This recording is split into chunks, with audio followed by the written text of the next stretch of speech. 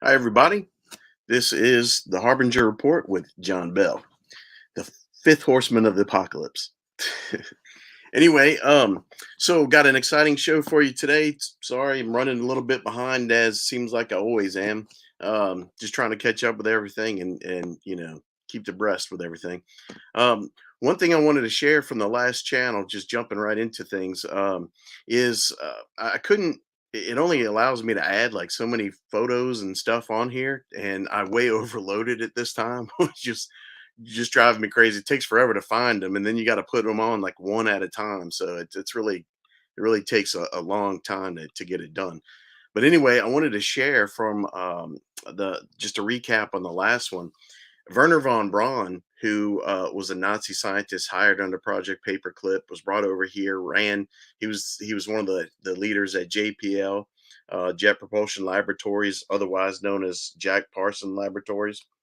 For those of you in the know, we'll get to that later.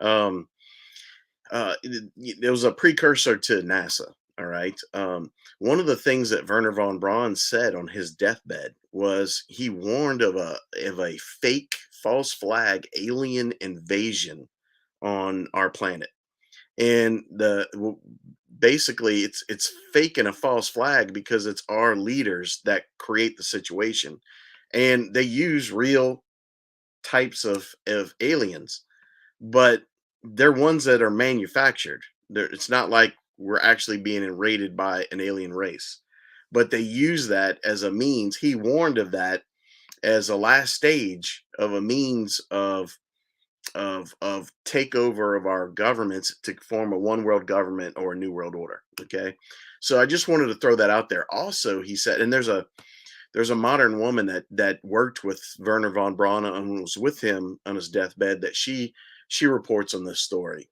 and talks about it. But also, Werner von Braun said something else that was pretty strange. He said that in the future, the first man to colonize Mars would be a man named Elon. Elon. How crazy is that? And now we've got Elon Musk with SpaceX, right? So who's always talking about wanting to colonize Mars kind of thing. Which you ask me, I hope I didn't yell that too loud. Some people were complaining about, some people say that my mic is perfect, and then others say that it's too loud and cracks. So I don't know. Let me know if if you have any problems with it, and I'll try to adjust it. Although also keep in mind, as I'm rambling on without a guest, it's hard for me to keep track of the comment section. So if I don't say hello enough to everybody in the comment section, hey, hello everybody, and I'm very glad you're here, and I greatly appreciate it.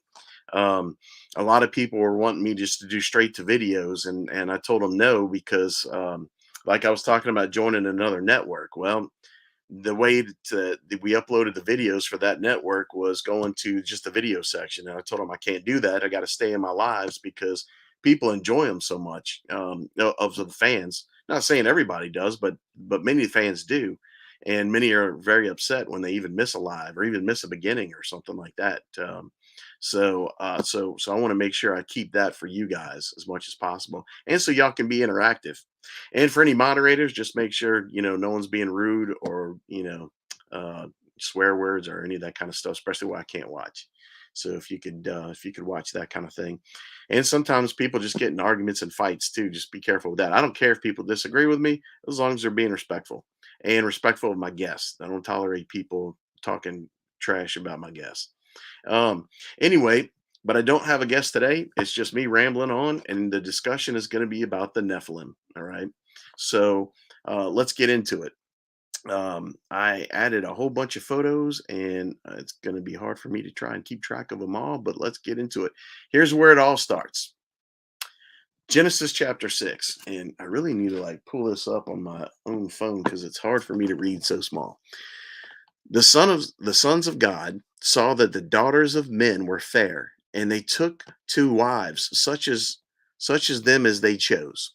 The Nephilim were on the earth in those days, and also afterwards. Scholars point out that that denotion of time before and after is denoted by the flood. So that's what it's talking about right there.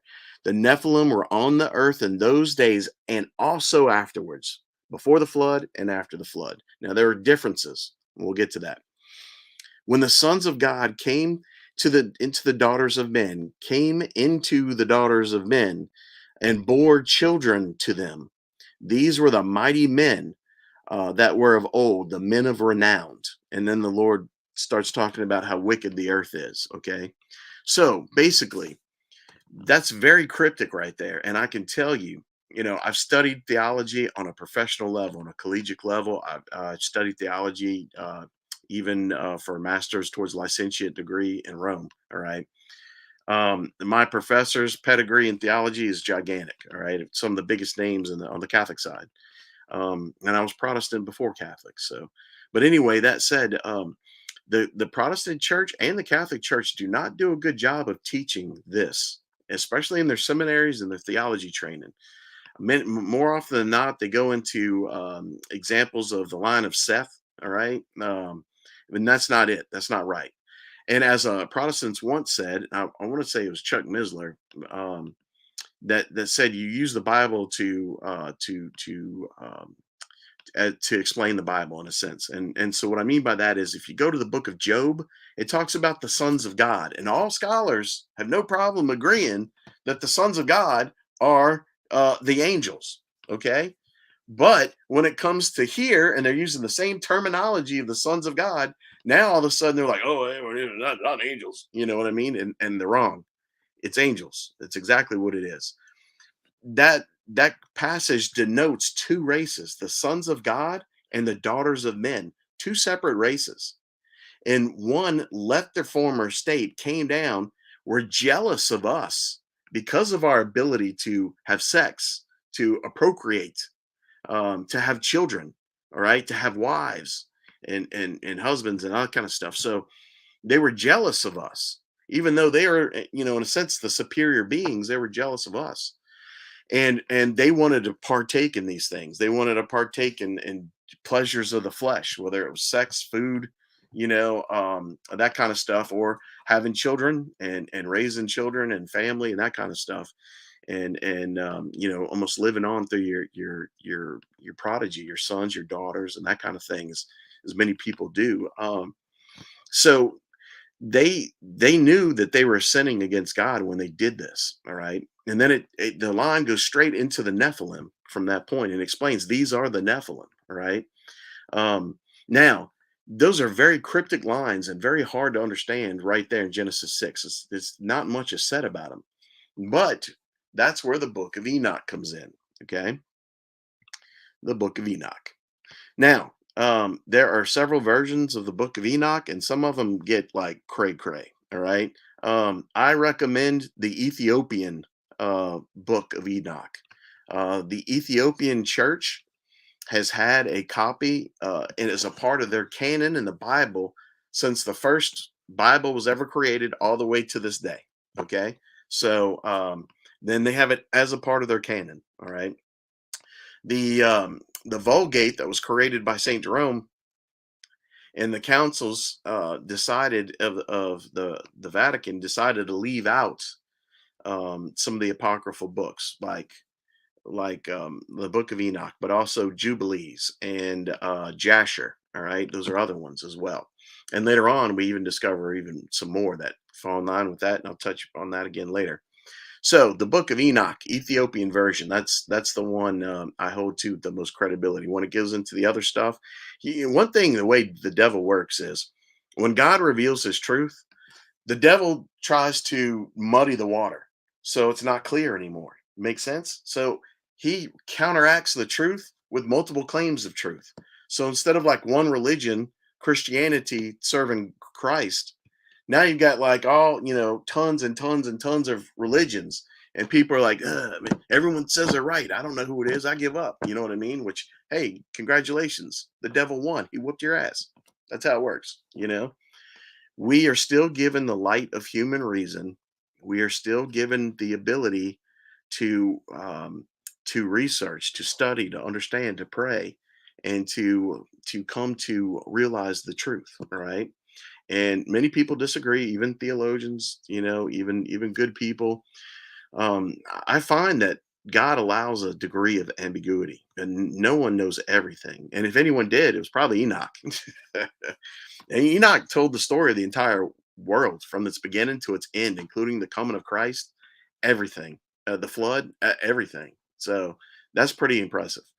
But anyway, the book of Enoch explains those lines in Genesis chapter 6, and it explains it in detail. So there's no vaguity. Vaguity, is that a word? You can't be vague on it. He makes it perfectly clear and understandable. All right.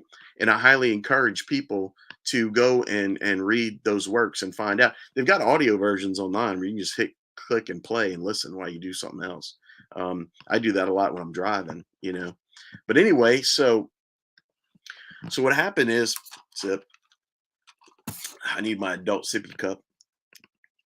Um, so the Book of Enoch. Now, to the validity of the Book of Enoch, it's worth bearing, some to address that here for a minute. Um, so, like I said, it was in the actual canon of the Ethiopian Christian Bible, Catholic Bible, Christian Bible, whatever you want to call it, from the beginning all the way until now to this day.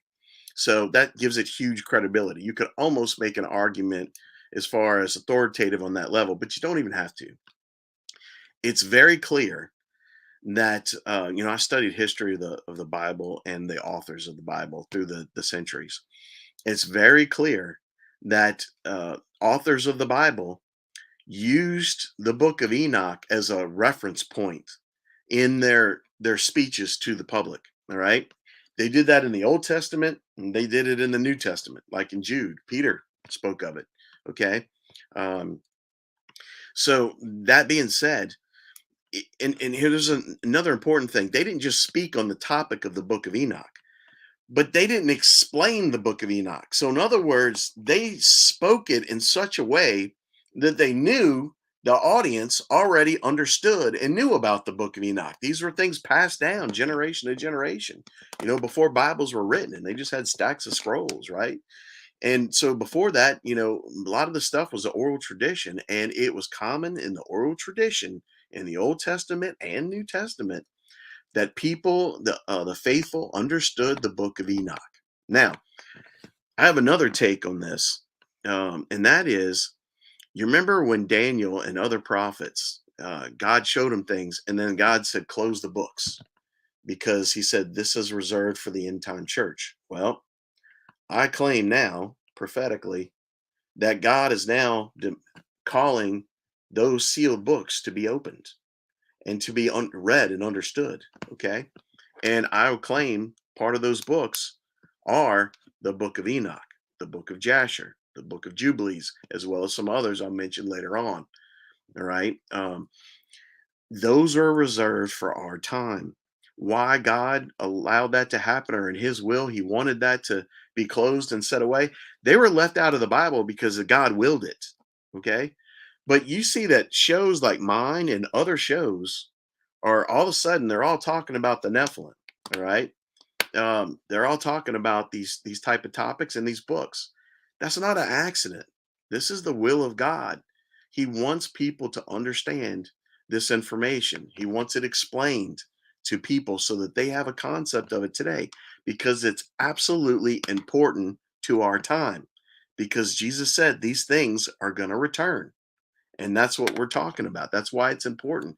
You can't understand this if you don't have that concept. And another thing I also believe Chuck Missler said, and I certainly hope I'm not misquoting him. He sadly passed away. He was a Protestant minister that I highly respected, and was just a loving and holy man. But anyway, he or someone on his level, it's been a long time. You have to forgive me. I'm putting a lot of years of stuff together just off the top of my head. I just don't have the time to sit here and do just hours and hours of research on top of what I've done already to get to the point I'm at. But anyway, so I'm just trying to recap the best I can. But he said that the book of Enoch was literally the Rosetta Stone to understanding the entire rest of the Bible. In other words, you have to see the book of Enoch through of the lens of the rest of the you have to see the entire Bible through the lens of the book of Enoch in order to understand it properly. And as much as I've studied and learned, I absolutely agree with that. If you don't understand the book of Enoch, you don't have the full picture. If you don't have the full picture, you don't understand what's going on in the world today or what's getting ready to happen in the world today. And that's a major, major, major issue. It's very important that we understand the times that we're living in. Everyone knows things are going mad crazy. Uh, so this is part of that understanding, and why I think it's so important, and why I'm trying to take the time to to to give this to people, and try and encourage people to not just take what I say, but to go on and build on that, or maybe put you in areas that you can research it and learn for yourself, starting with reading the Ethiopian version of the Book of Enoch. All right. So anyway, all that said, so also with the Book of Enoch, um, in the Dead Sea Scrolls and Qumran. And by the way, I went to Jerusalem, and my tour guide, I was very, very fortunate and lucky. My tour guide was one of the archaeologists that discovered one of the Dead Sea caves of the Dead Sea Scrolls and some of the scrolls. So that was a great honor for me. And yeah, and I got to swim in the Dead Sea, which is full of so much salt you can't sink. You just float. So, and they also say it's the lowest point on earth, actually. So, but a lot of crazy stuff happened there in history in that spot. And I think a lot of more crazy stuff is going to be coming in history from that spot. But anyway, that said, you remember back in the day, they didn't have the printing press, right? Like today, all right? So the Bible at the time was not written in a book, it was written on scrolls, all right? And it was very difficult and expensive to have these scrolls and to write out all the information on them, all right? So that's why a lot of stuff was passed in oral tradition. And then they, over time, they did collect scrolls, right? That formed basically the Torah and the Old Testament books that we use to this day. All right. And, thankfully so. But that said, uh, so you got to understand, when they found the Dead Sea Scrolls, there wasn't a lot of multiple copies of things, because it was too difficult to try and do that. However, they did find some extra works there, and some of those works were copied several times. One of the works that was copied the most was the Book of Enoch. Now, what does that tell you? That's huge. These were the Essenes, okay? And if you know anything history about the Essenes, they were they were they were a very religious group amongst the religious groups. All right. I mean, these guys, these were like hardcore, and in good ways, not like, zealous Jim Jones drinking the Kool-Aid cult kind of ways. I mean, they did have a cult. Remember, Christianity started out being called the cult of Christianity. I went to the dentist the other day to get a tooth cleaning, and I was talking, I struck up a conversation. Next thing you know, I'm talking about all this crazy stuff. This woman comes around the corner and takes my picture. She says, "You're going to become a cult leader. I'm taking your picture." So I got a record of it. I'm like, you know, but anyway, so getting back to topic, um, the Dead Sea Scrolls. So now also, and I'll refer back to this later, but also among the Dead Sea Scrolls, they found some other books that were also very important and not discussed much today, even among academia. And that would be there was actually a book of the giants, and that's in fragmented form. I've got it on my desk here somewhere. My place is a mess. My house is a mess. But anyway, that said,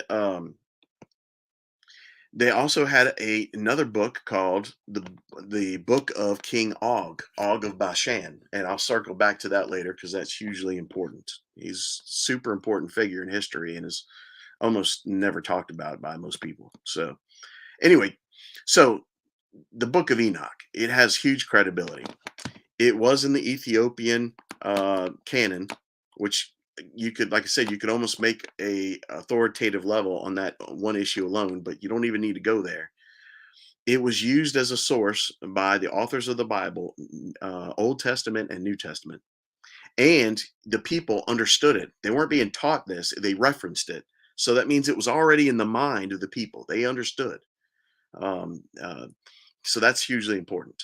And then again, amongst the Dead Sea Scrolls, which is the oldest known copy we have that, to my knowledge, of the Bible and other works, that gives huge credibility. And the fact that it was I believe it was the most copied scroll that most people had copies of, and that believe that they were taking it extremely serious, and they were waiting for these events to happen, basically the events that are happening now. Okay, so that's the Book of Enoch. All right. Um, Something else that's interesting. If you take they're all fragmented to some degree. The Book of Enoch, the Book of the Giants is very fragmented. The Book of Jasher, the Book of Jubilees. What's interesting is if you take those four and you superimpose them, it almost makes a complete picture. Only God could do that. It's just phenomenal. I mean, it's amazing. But anyway, that said, so now that I've tried to give a little validity to the Book of Enoch, what does the Book of Enoch say? Well, it expands on what Genesis chapter 6 said. Basically, in a nutshell, this is what it says. It said that about 200 Watcher class angels, all right, left their former estate. They left the job that God gave them to do, and they chose to come here to Earth, and specifically to land. It says they specifically landed in one spot on the Earth, on Mount Hermon. All right, Mount Hermon to this day exists, and I think it borders like Israel and Turkey kind of area. But remember when Jesus told the apostles that the gates of hell shall not prevail? He was staring at Mount Hermon, and when that took place, I don't think that was an accident or coincidence. And I think more and more scholars I'm hearing are starting to point that out as well, which I think is an important point.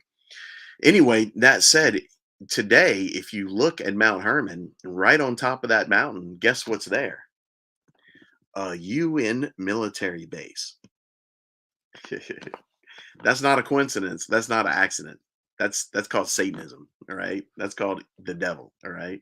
And that location has always been like, you know, bad juju magic. All right. Going back to Pan, remember the little flute player that was like half man, half goat, satyr? That all comes from right there. And we had that going down the line all the way to this day. Baal worship, same thing. So, and I'm not a scholar on those topics, and it's been a long time since I've studied those hard. Um, I encourage people to go listen to people that are scholars on those topics. Um, oh, one somebody sent me a link to today was Gary Wayne. So that has written some books, and he goes into lineage of bloodlines and locations of these places in a lot more detail. Um, I'd love to have him on the show one day and try to pick his brain about this kind of stuff because he's done a amazing job with it. But anyway, so moving on. So the fallen angels came here. Now they had a few leaders among them. All right. Uh, And among those leaders, it gives a few names. Two stand out the most, in my opinion. One is Samzaza or Samzaza or Samshaza. There's different pronunciations, so I hope I'm not destroying it myself. But you got Samzaza, and then you also have Azazel, Azazel. All right, um, those are two of the biggest leaders that were there at that time that I know of. There were some other big names, but they didn't have as much impact as those two did. Okay, I'll give you an example. There was a time in the early, excuse me, Jewish tradition where before Yom Kippur and Passover and all that, kind of a prefigurement to that, they would take a goat and they called it the scapegoat, hence the name scapegoat. And they said that the Lord told them, place all the sins of the people on the goat and leave the goat tied up in the wilderness as an offering to Azazel. Right. So that was the scapegoat that was taking on the sins that they left, that was left for Azazel. Right. Um, Many people today, and again, this gets muddied because there's hundreds of opinions, even by scholars and stuff like that, or people who study the stuff. Many attribute Azazel as being like Lucifer or Satan. Right? Many authors claim that Lucifer and Satan are two different people. Uh, I I don't know. I mean, there's certainly a possibility that could be the case. I I've never found anything credible enough, to my understanding. You had it Lucifer, which was the morning star, which was the first light, which was a seraphim angel that fell from heaven, according to the Christian Bible. And after his fall, like Darth Vader, yet Anakin became Darth Vader when he turned to the dark side, right? He was a kind of a good person as Anakin, even though he had his struggles in him. But once he finally committed and gave in to the dark side, he became something else. He became Vader. And that's where, he says that, it wasn't Obi-Wan's fault, that it was his choice, kind of thing, that he made Vader. And some people say Vader was always there, kind of thing. But you understand the example I'm trying to use here. So I think Lucifer was a being of light until he turned to darkness and then became known as Satan. At least that's my understanding of it. And I could be wrong. I could be wrong. You got to be careful when you study this stuff, and still try to keep, even though you try to take the information to coalesce as much information to get a picture as best as you can, you still have to have a degree of openness to it. Um, because you're dealing with things that go way, way, way back, and different people have different, different sources and stuff like that. So it gets a little complicated. So, but anyway, that said, also there's a book of Azazel, like a book dedicated to Azazel that like occultists use for occult ritual. Also, Azazel, I should have put that on here, with my 100 pictures that I, you know, ate up all my space with. I can't fit one more; it won't let me. And I still have a bunch I wanted to add, so I was having to go back and delete some to add more. But anyway, if you look at the sigil of Azazel, it's the same sigil as what is attributed to Satan today. It's identical. So, and here's the thing: a sigil, it's like signing your name. You know how like your name, when you sign it on a document, can become a legally binding document. That signature represents you. And in the old days, before they had all that, they had signet rings, and the stamp of that signet ring would then symbolize you or your authority, or your the deal that you were making, or whatever. So a sigil is like that. Today, if you want to call someone, you pick up your phone and you dial their number. That's kind of like what a sigil does. You've heard the term that says, "Speak of the devil and he doth appear."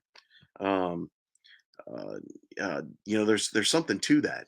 And in my last guest that talked about the 20 and back program, he said you got to be careful with dealing with these higher level entities that are involved in all this stuff, because they have the ability, if you're calling on their name, to show up, and you might not even know that they're actually there, because your senses aren't attuned to pick up on that. But you're drawing their attention by calling their name. Remember how, like in the movies, they're like, "Oh, it's so scary, we don't want to say the name," kind of thing. Well, I mean, there's something to that. I don't think we should fear a name, but at the same time, you don't want to put too much emphasis or even repeat names too many times because of that. You don't know what you're literally invoking, if that makes any sense, right? So these sigils are used like a phone number when they do occult rituals to summon these demons. And there are specific rites and rituals for that. And the Bible and Christianity warns, do not do that. Don't get involved in that kind of stuff. Stay away from sorcery, stay away from the occult, um, stay away from all that. Okay.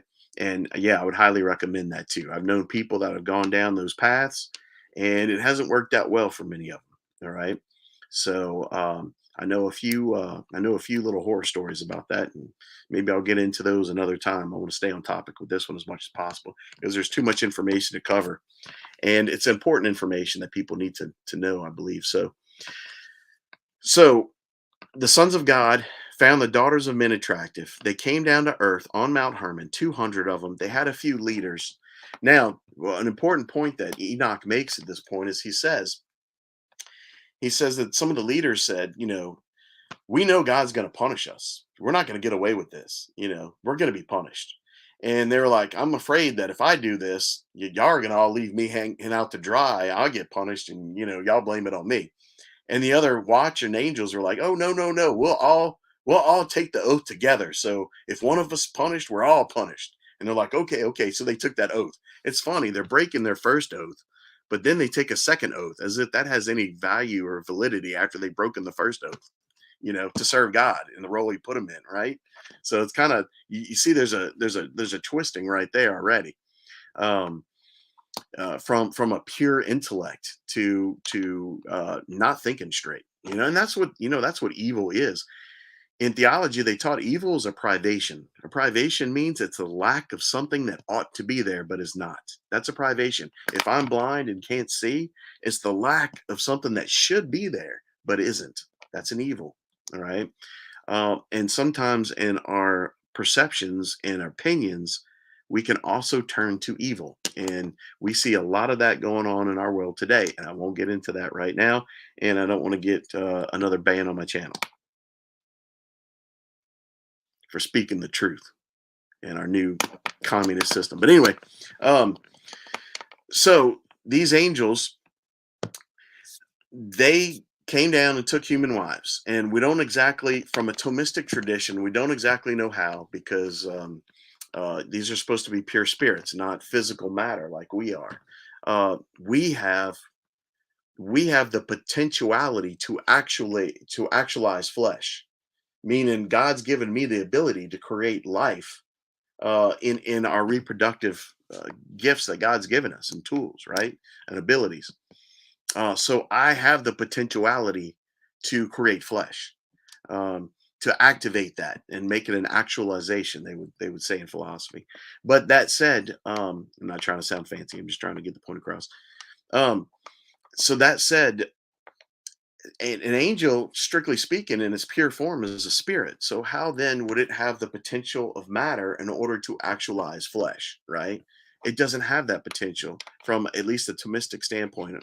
When I say Thomistic, I'm speaking of a huge authority on the nature of angels by St. Thomas Aquinas. I went to the University of St. Thomas Aquinas, nicknamed the Angelicum in Rome. Right? But anyway, and it was a fantastic opportunity. I absolutely loved it in many ways. But that said, but we do know that we're taught in the Bible that angels have the ability to manipulate matter and take on flesh. Right? Now, that doesn't mean they can permanently stay in that state. In fact, it's a normal thing in the Catholic Church that if you have a miracle, say you're cured of cancer because someone was praying to a saint or some saintly person prayed over you and you're trying to attribute it to them, which happens hundreds of thousands of times and is all recorded. I know people it's happened to, et cetera, et cetera. That said, I've read Lives of the Saints where I've read it hundreds, thousands of times, et cetera, et cetera. But that said, The Catholic Church has a rule that they wait like 5 years to see if God cures you, it doesn't come back. So they wait to see if this claim of cure, if it comes back. And an example of this would be Rasputin in Russia. All right, with the Tsar, he had a son that was a hemophiliac and was very sickly all the time. And it seemed like the Rasputin had this. It was like this dark priest, but he was like very dark, evil kind of character. And he had this ability to be able to physically heal the son. So they kind of kept him around and put up with a lot of his BS just because of that, right? They felt like they needed him. But the problem is the things kept coming back, and that's not a sign of God or holiness. If God cures you, you're cured. It does not come back.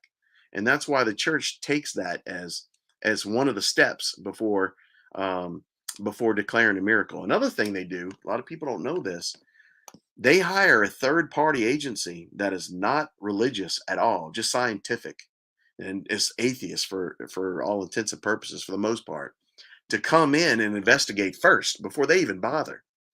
If they say, "Hey, we can't explain what the heck's going on here," then the church gets involved. They won't even consider it most times before that. So that's another step that they take to try to discern, those kind of things. But anyway, so somehow we know that also that the angels, they have, in philosophy we said that they have, in theology we said that they have perfect intellect. Now, perfect intellect doesn't mean that you know everything. You don't know everything that God knows, and you can't know it all at once. Kind of like us, you know it in parts. All knowledge can be made presented, and when we say not all knowledge, it's compared to us, it's all knowledge. Compared to God, it's not all knowledge. All right. There's just a very minor distinction I want to make there. But they have a very superior intellect. And it's interesting because it's kind of like, if we want to know something, anything, you can Google it on the internet with a search engine and you can find some information about most topics, right? Well, an angel, kind of, I would argue, is like that, except it's on a spiritual level. They can't know everything at once. Now, they can know a lot more than we can at once, okay? But they can't know everything at once. There is some type of spiritual internet, if you will, and Eastern traditions calls this, like, what was his name? Um, Edgar Casey called it the Akashic Records, and others. It seems to be like there's a spiritual internet. All right. And it records everything, every conversation, every action, everything, past, present, future. Now, future gets more difficult because timelines change due to choice. So it starts getting complicated. And that's where you start getting into like quantum theory. All right. Quantum tumbling, all that kind of stuff. Right. And that's on a whole nother level. So just to keep it simple, it does seem like there's some kind of spiritual internet system that God has created. And when an angel wants to know something, it just says, "Oh, I want to know this," and then all of a sudden, bam, that information is presented to him. And the crazy thing about an angel is, it's not.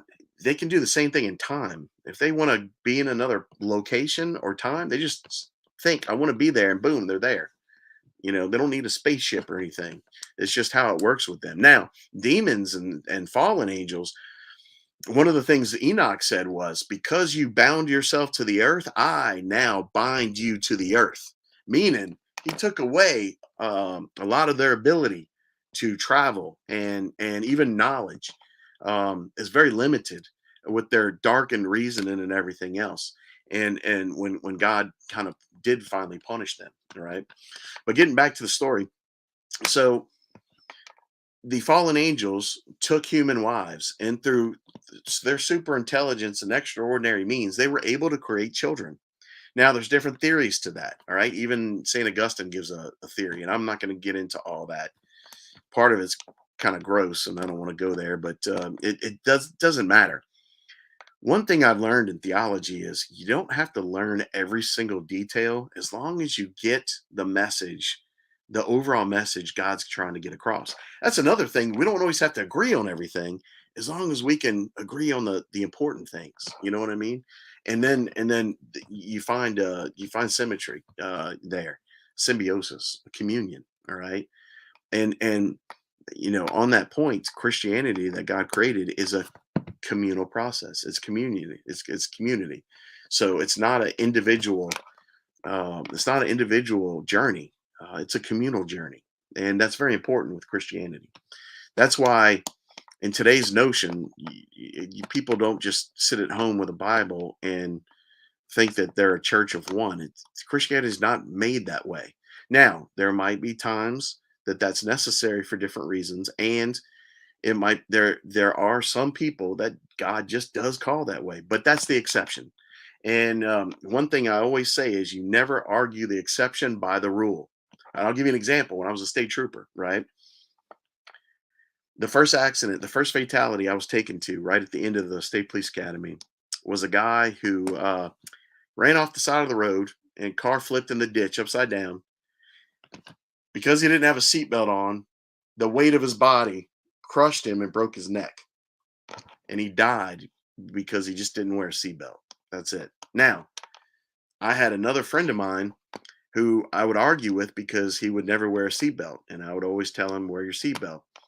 And he would say, "No, because I know this kid who was thrown from a car in an accident, and the doctor said the only reason you're alive is because you weren't wearing a seatbelt." Well, there's an exception to the rule, but that's a false proposition. They'd say in philosophy, that's a false logic or reasoning, because the idea is that seatbelt is going to save your life something like 5 million times before the one time it would have saved your life not to have one.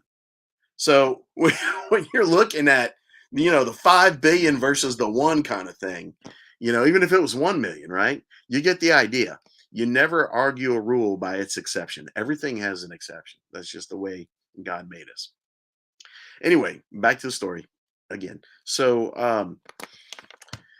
the sons of God found the daughters of men, and they took wives such as their choosing, and they had children with them. These children became known as the Nephilim.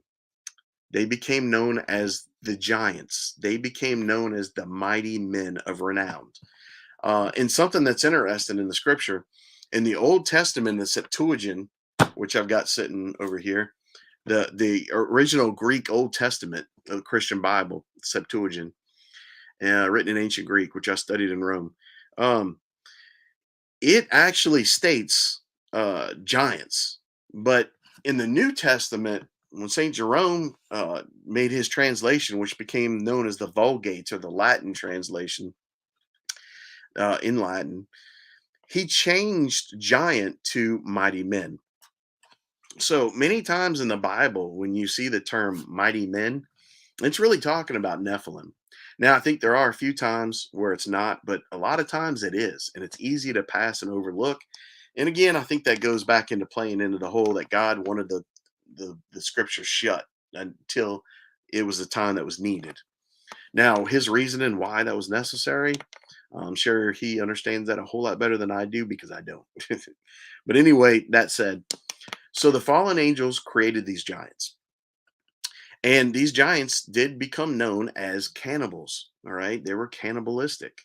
And part of that was, I don't think it was just because they liked eating people and each other. But the problem is, when you introduce a dominant species into an ecosystem, what happens? They decimate that ecosystem. So once, I'm sure people were like, "Here, take a goat, take a goat. You want another one? Here, I got some sheep too. You want some of that?" Anything, so they're not looking at you as food. You see what I'm saying? But you can only do that so long before you're like, "Here, take this next sheep," and you're like, "Crap, I don't have any more sheep or goats left. Now what am I gonna do? Hey, you want some you know, gummy worms?" I mean, then all of a sudden they're like, "You're looking mighty good." And you're like, "Whew, wonder how if I can run faster than that dude over there," kind of like the whole, you know, with the bear, you only have to run faster than the guy next to you, right? So anyway, the giants became known as cannibals. Food got scarce, and they started turning to people. And um, I believe they probably ate each other as well, which is also a big part of cannibalism. Oddly enough, Satanism today is a major proponent of cannibalism. Look at this Brahmovich chick. with all the crazy stuff that she does. I mean, that's just ooh, gives me the chills creepy, and not only that, there's actually restaurants in California now that they're open about serving like human meat. I mean, that's just sick.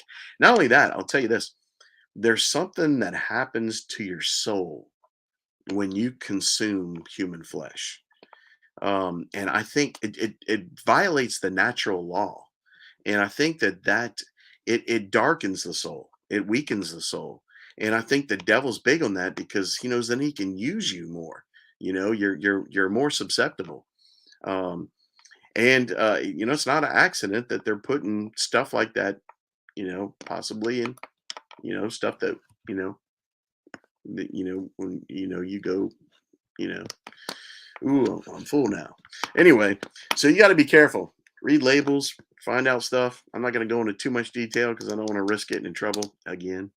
Um, but that's not an accident. It's a satanic thing that you can look into. Go research for yourself. I just point you in directions, and you can go find out the sick details for yourself.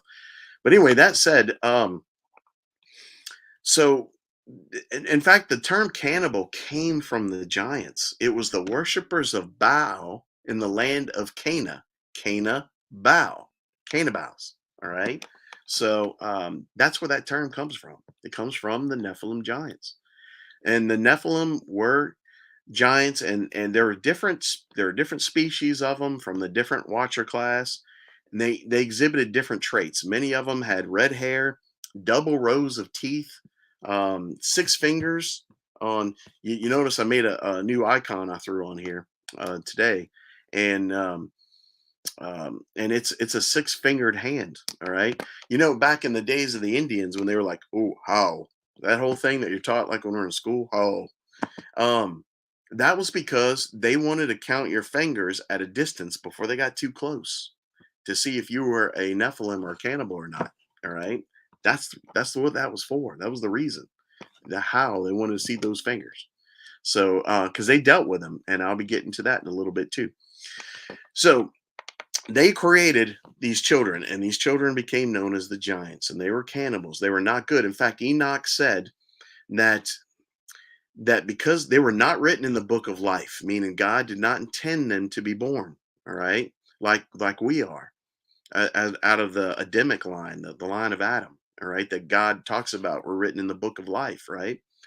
So God said that He did not intend these things to be created, and He says because they were created by evil, their hearts and minds were given over to evil, meaning they were just because they were created by evil, they were just evil creatures and they just sought evil, um, extreme selfishness. They only cared about themselves and what they wanted, and even like these fallen angels, they came here and said, "You must worship us like gods," just like Greek mythology. And my whole thing is Greek mythology is not mythology at all. It's 100% real.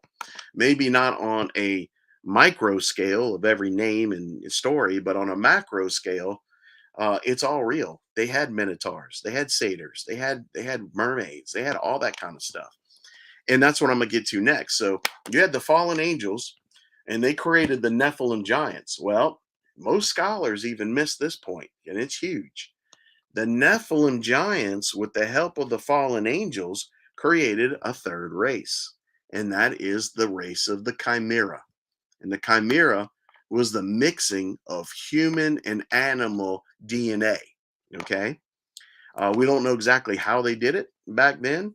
It could be like modern ways that we use today, that laboratories used to do that, but we're not exactly sure. But again, we don't have to know the exact details. The point is, they did it. They mix. In fact, the Book of Enoch, it says that they sinned against man, woman, the grass of the fields, the birds of the sky, the plants. And I spent a long time like, what does that mean? And after weeks of praying, finally this word popped in my head, DNA. And then I just understood. And I was like, oh wow. So they were manipulating DNA back in the pre-flood days. And they created these things called chimeras, which are half human, half animal nightmares. I mean nightmares, all right? That's no joke. Uh, this stuff, and again, my take on the whole cryptid thing, whether it's Bigfoot, whether it's Dogman, or whether it's other types of cryptids, I claim they all go back to this time that we're talking about right now. Right now. Doesn't mean they haven't captured these things in laboratories and done genetic testing or created their own versions of the stuff in all these years of working with this stuff. And that's happened. But these come from the line of the fallen angels. All right. Again, you got the fallen angels. The fallen angels created the giants. The giants created the Nephilim giants. They created the chimera. And the chimera was the mixing of human animal DNA. Now, Rob Skiba, who sadly passed away before coming on my show, and I was wanting him come on to pick his brain about his research on this. He's did a fantastic job on this. He talked about how God started a war amongst the giants, and I'll swing back to that real quickly.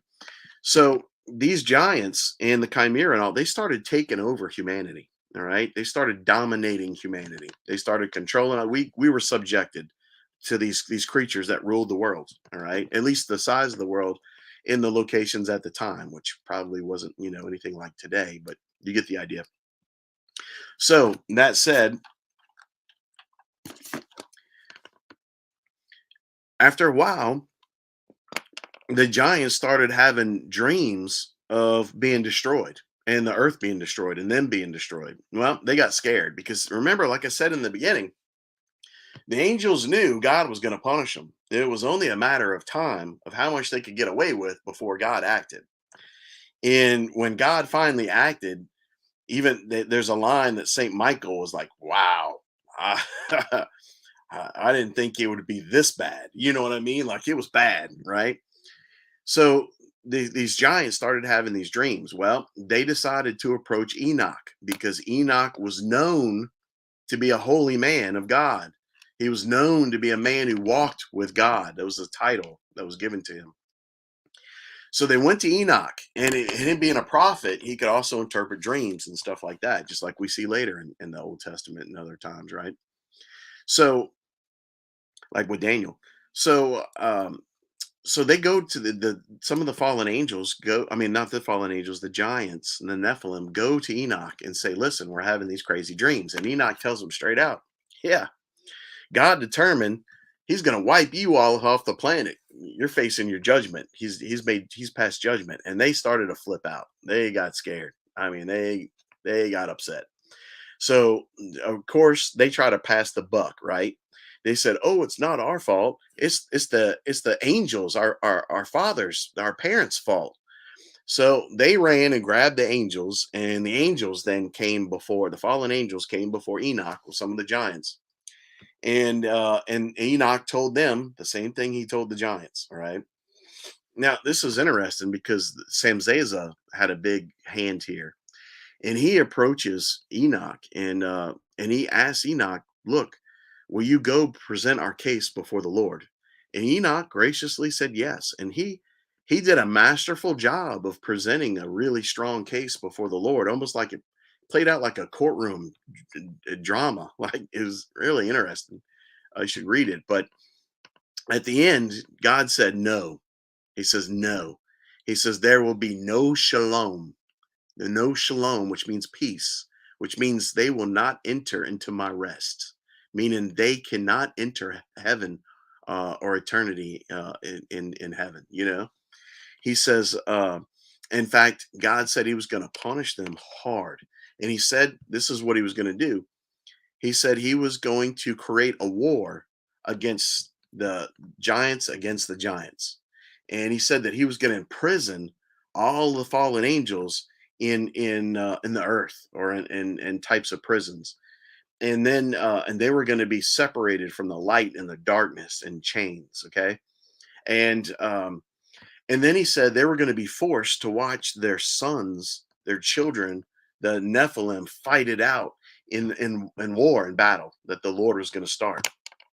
So most of them killed each other off, and God said one punishment is, excuse me, that the fallen angels are going to be imprisoned in darkness and chains. Two, they're going to watch their sons be murdered and die, and thus their lineage along with that. You see what I'm saying?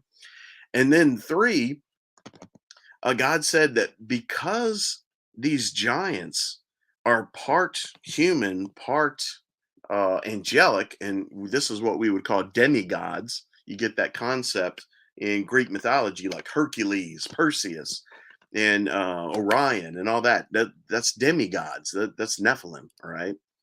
And that's why they were so big and strong too. Much more than humans. So anyway, God said that because they're part human and part angelic, that when they die, their souls basically have nowhere to go, because God's not going to let them in heaven, and He doesn't directly just put them downstairs with the fallen angels. So God said to Enoch, they will become known as evil spirits, and they will make war against the Benini. The Benini is the human race, all right? The human race. They will become known as evil spirits, and they will make war against the Benini until the end of time, basically. And whatever time that is in God's, standard timeline, etc. So basically, what Enoch's saying there, and some people have been astute to point out, we often refer to demons as fallen angels, and that's technically not the case. Fallen angels are imprisoned in Tartarus, as the Greeks said, or in hell, as we would say, Sheol, or the varying degrees of those levels or locations. So they're imprisoned. Their access to us is very limited. They have access, but it's limited. It's their children, the Nephilim giants, that are disembodied spirits. They're the ones that we actually refer to as demons. All right, and and they're very nasty. Um, and that's also another reason why in the Bible you always see this concept of demonic possession. Well, why? Because a disembodied spirit does not feel right unless it's merged with a body. So that's one reason for possession, I would argue, and why that's such a big deal amongst demons, and why they're always trying to do that. And there's rules to follow. As long as you follow those rules, then a lot of times you're safe from that stuff. But you can open yourself up, like being involved in the occult, getting involved in witchcraft and stuff that can open you up to those demonic forces that can wreak havoc on your life. All right. And a lot of times the demons will do things. I've known people where they'll I knew a kid in college. He was very insecure, and just didn't have a lot of confidence. And he had this demon, and the demon would make him feel confident, make him feel strong. And he made a deal with this kid, because the kid was afraid to let the demon go, because he felt he needed it for to be brave, to have courage, because he didn't have it on his own. So the demon manipulated him. And I had several people that came to me, including staff at the university, that told me that they had problems with this kid acting out like demonically. And eventually, we had a meeting about it, and we asked the boy to leave the university.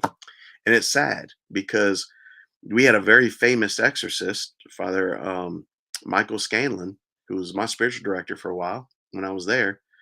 He's a famous exorcist, been in books and all that kind of stuff, and as an exorcist, and he gave us classes on exorcism. And he said that we brought this boy to him. Now, if the boy wanted to let the demon go, then we could have gotten rid of it. But because the boy refused to let the demon go, there's nothing we could do to get rid of it. And even if we did, it would just come right back. So that's why we had, at that point, we had to let the boy go. And it's a shame. It's a shame, because it was the wrong decision. He should have stayed, and we should have let us help him to the best of our ability. There were a couple of incidences in the class right before mine. In my program I was in, a kid became possessed and started acting out and crazy in front of everybody. That was in the class right before I got there. It always seems that happens to me, man. I went on a trip one time overseas, and same thing. A little 90-year-old kid started chasing a football team of high school kids around with a knife, possessed. And it took the whole football team to hold this 90-pound kid down, and they were all scared and freaking out. Man, That was the trip just before my trip. I was like, what the heck, man? I wanted to be on that trip. You know what I mean? That's the fun trip. Well, maybe not. But anyway, so get back to the story. So you got the fallen angels, you got their sons, the Nephilim, and they created then the Chimera. And that's super important. Now, um, so God Enoch went and presented his case before God. God said, "No shalom. They will not enter into my rest or into my peace." All right.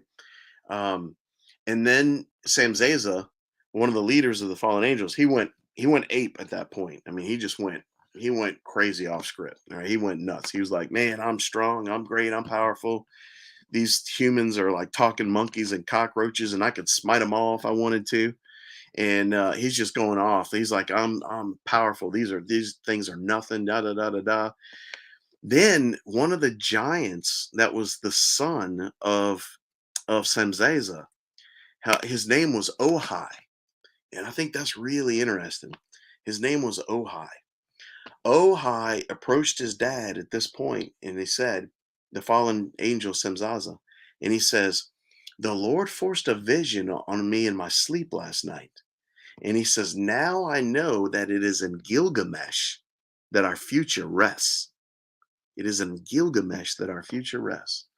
And that's really now, some scholars say there's a pre-flood Gilgamesh. I have not found that. And then a post-flood Gilgamesh. So again, records going way back, they get difficult. I'm not a scholar in those things. But from my understanding, there was only one real King Gilgamesh that came after the flood. But anyway, moving on, I still was a very important line that he said that. "I know now that is in Gilgamesh that our future rests." Why would the whole fate of the fallen angels and the Chimera and the Nephilim rest in the hands of one man? And I'll swing back to that later. Um, so that said, Sam Zazel, like I said, he went off. So God started a war amongst the Nephilim. He imprisoned. He had Saint Michael, Saint Gabriel, Saint Raphael, Uriel. He had them in prison, the fallen angels. And what's interesting is not all of them were in prison in the same spot or same place. And some of them even chose to imprison themselves before God did it. So so it's not like everything's all in one simple spot that we just call hell. It's not that quite that simple. It's probably the majority, but again, like I said before, the exception by the rule by the exception kind of thing. That's just something interesting to take note of. Um, not a giant thing, but something I find very interesting. So then there was a war started, and Rob Skiba would say that this war became known as the Clash of the Titans. Okay, you've heard of the movies Clash of the Titans, right? Well, there's a difference between pre-flood giants and post-flood giants, and God changed the earth. He manipulated the earth so that oxygen even was different. There's some scientists that have done studies where they try to use like pre-flood atmosphere to grow vegetation, and they end up growing, tomatoes that are like, this big, or strawberries. I mean, it's crazy. It seems like everything was bigger in the pre-flood times, including humans. Adam, Noah, these would be giants too compared to us today. We're talking like 8, maybe 9 feet tall. I mean, they were big. Everything was big. Now, think about this. In fact, we're always taught in school that you got the prehistoric times, right? And I brought some little gadgets for that. I got my megalodon tooth. So this is the prehistoric jaws, right? Look how massive that joker is. Where a modern great white tooth would be about this size. Look how huge this thing is. So it just gives you an idea, and it's a prehistoric creature. Now, what they call prehistoric, I don't buy into that. I call it pre-flood. All right. So there's a difference between pre-flood history and post-flood history. And what scientists call, excuse me, today pre-flood or prehistoric, I just call pre-flood because that's what it is. I don't buy into their notions of telling what, you know. society and stories are from a Darwinistic point of view, which I think is a manipulation. And I'll come back to that later too, because it plays right into the topic of what we're talking about. But another thing I've got here is a raptor claw. Like in Jurassic Park, you got the little raptor claw. Well, here's a little prehistoric, pre-flood raptor claw. That's another thing. Speaking of, people want to say, why did God create the dinosaurs? Which are basically like almost mindless monsters that just wreak havoc, eating anything they can find, right? And causing destruction. Well, I would argue, and this is just my own personal theory, that God did not create many of the dinosaurs. Now, some absolutely, but not all of them. I think it was the genetic breeding program of the fallen angels and the Nephilim that created the giant, that created the dinosaurs. All right, that created these just basically monsters. Now, in the book of Job, God does talk about God does talk about he talks about a dinosaur that sounds like a bronchiosaurus, where he talks about who could create a Goliath the size of this creature, that stomach muscles are so strong and powerful that it can support the tail that's the size of a cedar tree. Now, if you just say cedar tree, that might not sound that big, but he was referring to a Lebanon cedar. Those are massive, massive trees. All right, massive. So he's not naming a typical size tree when he says that. And he's talking about a creature he created that has the stomach muscles to support a tail that large. And I would believe that to me, it makes sense as a bronchiosaurus. So I do believe, and a bronchiosaurus is peaceful. As long as you stay out of its way. I mean, we're like the ants, right? If it's walking by, right? But other than that, I mean, they were basically herbivores. Um, and they were very gentle creatures, from what a lot of scientists, say they believe from them. So it's very different than your like T Rexes and your Velociraptors. Which, by the way, Velociraptors are a lot smaller than in the movie. The movie made them a lot bigger than they were. They were probably half that size. Um, they're the size of large dogs, but still extremely dangerous. And they hunt in packs, and they can rip you apart real fast, and eat you. So, but anyway, so the difference would be the flood, as opposed to prehistoric is just pre-flood.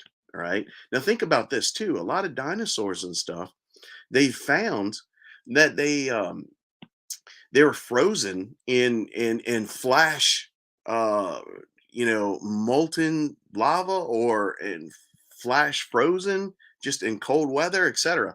So whatever God did, he did it very quickly. And again, I would say a lot of that probably goes back to the flood and the thing and the earth changes that took place as a result of that. All right. Now, it's not to say that there wasn't a meteor that struck the earth as well that caused a lot of problems. I don't disagree with that or have a problem with that. I'm just saying a lot of this is post flood. Do you know that there's actually dinosaur meat you can buy to this day and eat it?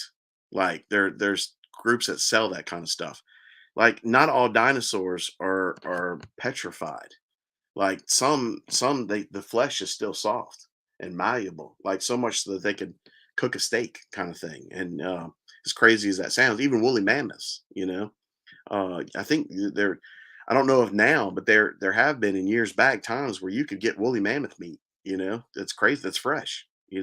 So and they have found dinosaurs where the blood is still blood and stuff like that, or they found them where they can bring them back to a state like that very easily. So um, not everything is what we're told. It doesn't take hundreds of years for the calcification that could lead to becoming a fossil and stuff like that.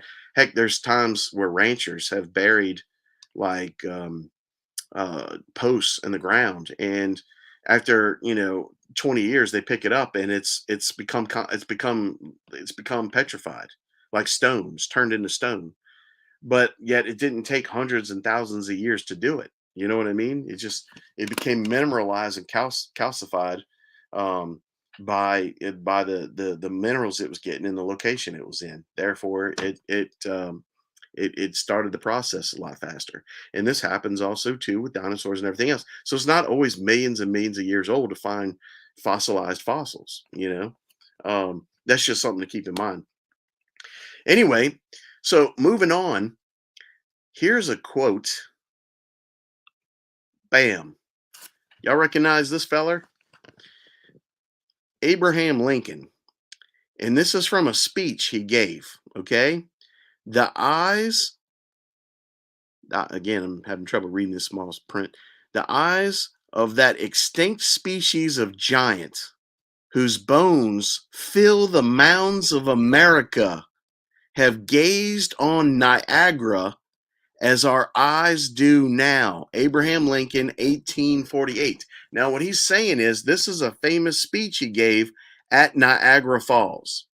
All right, that's why it says Niagara there. He was at Niagara Falls giving the speech. But he says that there was a former extinct species of giants whose bones fill the mounds of America. And when we say the mounds of America, he's talking about the Indian mounds. Indians did not bury their bodies in mounds. That's a lie. That's a lie. Those are burial grounds of giants. They're not going to dig a hole to stick a giant in. They just build up the ground around you. It's a lot easier, right? So that's super important. And they found these mounds all across the United States. Here we go again. The eyes of that species of extinct giants, those whose bones fill the mounds of America, have gazed on Niagara as we do now. Abraham Lincoln. That's huge. That's huge. All right. Now, so further along the story a little bit, so here's a big thing. Why would we be lied to in our culture and by our society about the existence of these giants, right? Well, one reason is because our culture and especially academia try to push Darwinism, which is akin to socialism and communisms and all the bad isms. And yes, those are all bad isms. Um, just like fascism, all that's stay away from the isms.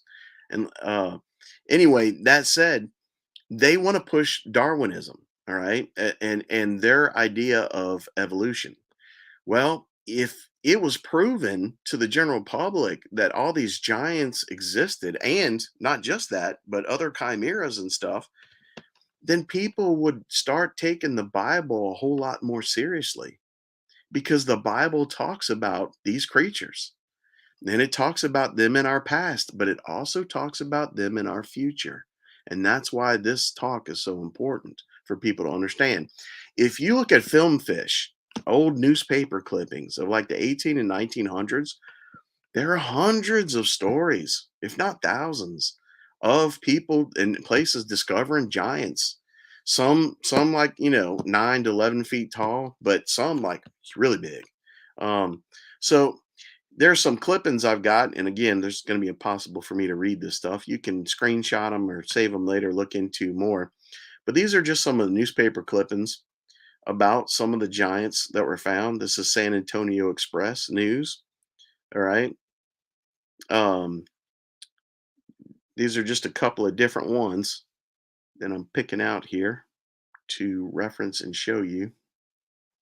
Go down my list. I think here's one. This one's by the New York Times, and it talks about skeletons of giants that they found.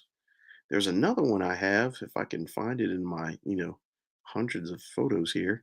Um, I'm looking here. So here's one in a story about Alaska where they dug up and found giants. All right.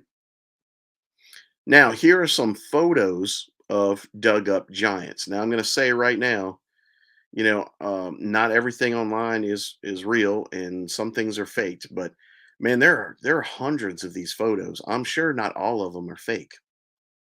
And when they are found, they're covered up pretty quickly. All right. So there's one. This is another one. Actually, I was trying to enlarge that picture. This looks like a digging site where they have a giant skeleton. You can see the scale with the woman standing in the background. And then there's this giant, looks like snake wrapped around this thing. If you blow up that image, it's really interesting. I meant to cut those edges off and make it bigger. Sorry about that. Here's another one where it shows some people digging at a dig site. Here's a guy sitting outside against the wall, and you can see clearly that in the rock formation of this thing is the exposed bones of what appears to be a giant. And like I said, I don't know the actual validity of all these. I'm not saying that all these are 100% real, but I'm also saying, dude, not all these are fake. Here's another one. Look, this looks like a third world country. Look at the giant skulls. There's two of them right here. And in these third world countries, man, they don't have the type of stuff that we have as far as manipulating photos. And some of these pictures are from like a long time ago. Although this looks more current. But again, this is the kind of stuff that I'm sure some of these are probably real. Look how big this is with the scale of those people standing there. And here's an interesting one. This is one I took. That this was in a cave where they found a face of basically a cyclops. All right, and then here's a supposed skull of a cyclops. All right, so very interesting. Now, to take this into slightly another direction, when the flood happened, it happened very quickly, and a lot of these things were I don't know if you say imprisoned or they were caught quickly off guard. Check out this photo. Soft tissue bones and post exposed in the mud and the size of mud floods. The tissue is involved in invaded by minerals, but remain exactly like when arrived, and the bones get replaced by minerals, like I was discussing before. The minerals take over in calcification, the process. The result is an exact copy in stone. Well, notice how this almost hill or mountainside is the shape of a humanoid body laying down on its side, right? And just like the other photos, there are many, many pictures just like this, where this one looks like, I don't know, almost too good to be true, but they're claiming that this is a real site.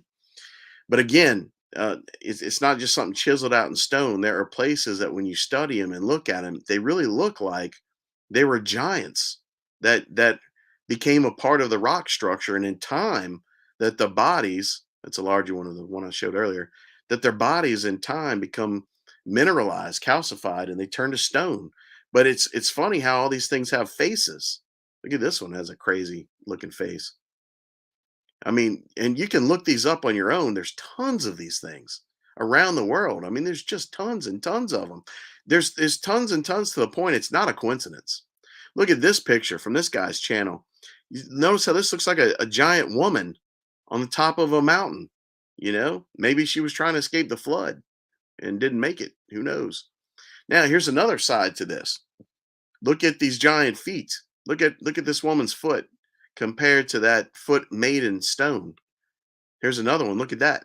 Look at the size of those toes compared to stone.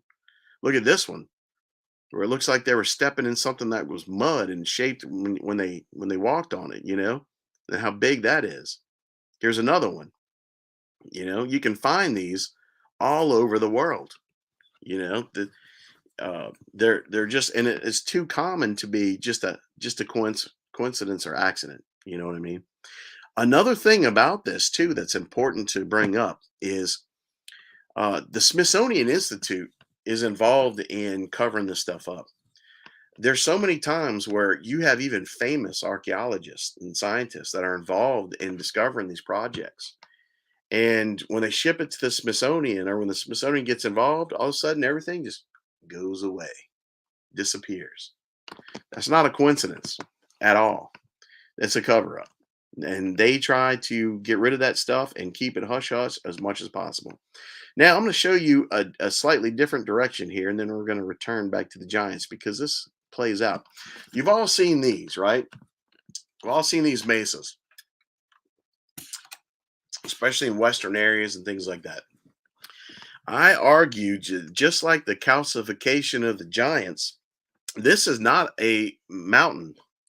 This is a petrified stump of a giant tree that was cut down. See, in the book of Enoch, it talks about how God had created giant trees that were so big that the tops of the trees were like above the clouds. That's how big they were. All right. And in Enoch, it also talks about how the giants at one point and the fallen angels were cutting down all the trees, all the big ones. For some reason, they wanted them gone. So a lot of these mesas are not actually they're not mountains formations that turn up round like this with almost root looking bottoms. They're actually giant trees that existed, and now they have become calcified and turned to stone. Here's the top of one. Now, what's really interesting about this image is you can actually see the growth rings of the tree in this stone formation of this structure. So that even gives more credibility to that theory that those were giant trees. And to our concept today, it's very hard to understand trees being as big as and hitting the sky or the clouds. But you got to understand the world was much, much different in the pre-flood times than it is today. We don't have any concept of what the world was like then.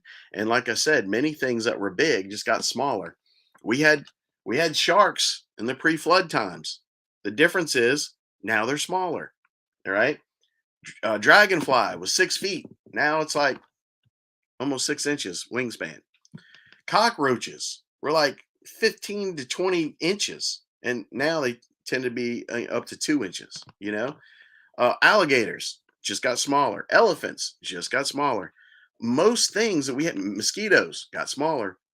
Most things that we had were much just smaller versions of what we already had on the earth, and a lot of things that were real big died out because they just couldn't support the new levels of oxygen. And I think that was one of the things God did to deter things like dinosaurs and megalithic creatures like that as well from our society.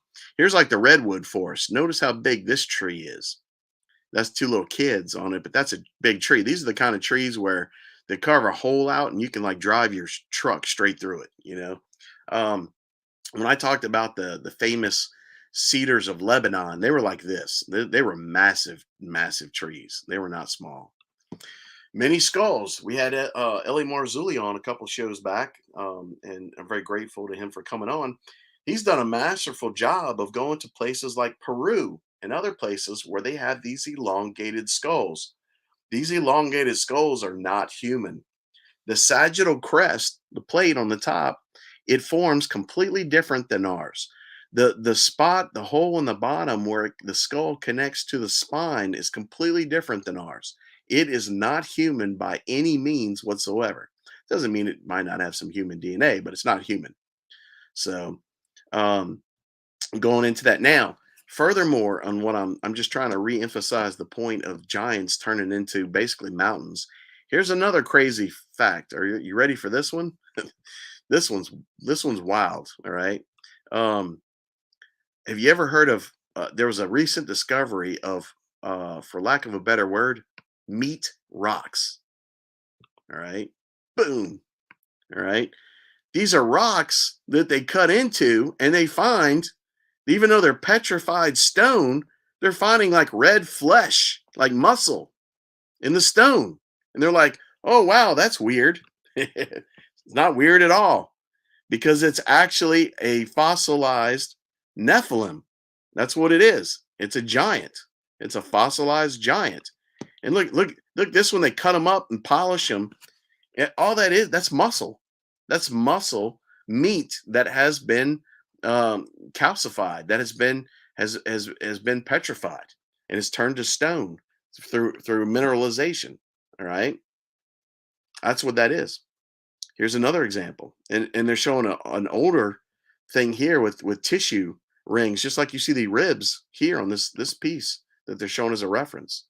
So again, that goes back to my point that I'm trying to make of the giants. All right. and that we actually had a case for these giants in the past, along with Abraham Lincoln talking about it, along with the Bible talking about it, along with apocryphal sources that are referenced as sources in the Bible talking about it, the authors of the Bible talking about it. In the book of Enoch, these things took place. These things happened. All right. And it all goes back to Mr. Noah back in the flood. So God started a war amongst the giants. Now, what's interesting about the war amongst the giants, um, a large part of the war was because it almost seems silly to, I guess, by our modern understanding and reasoning.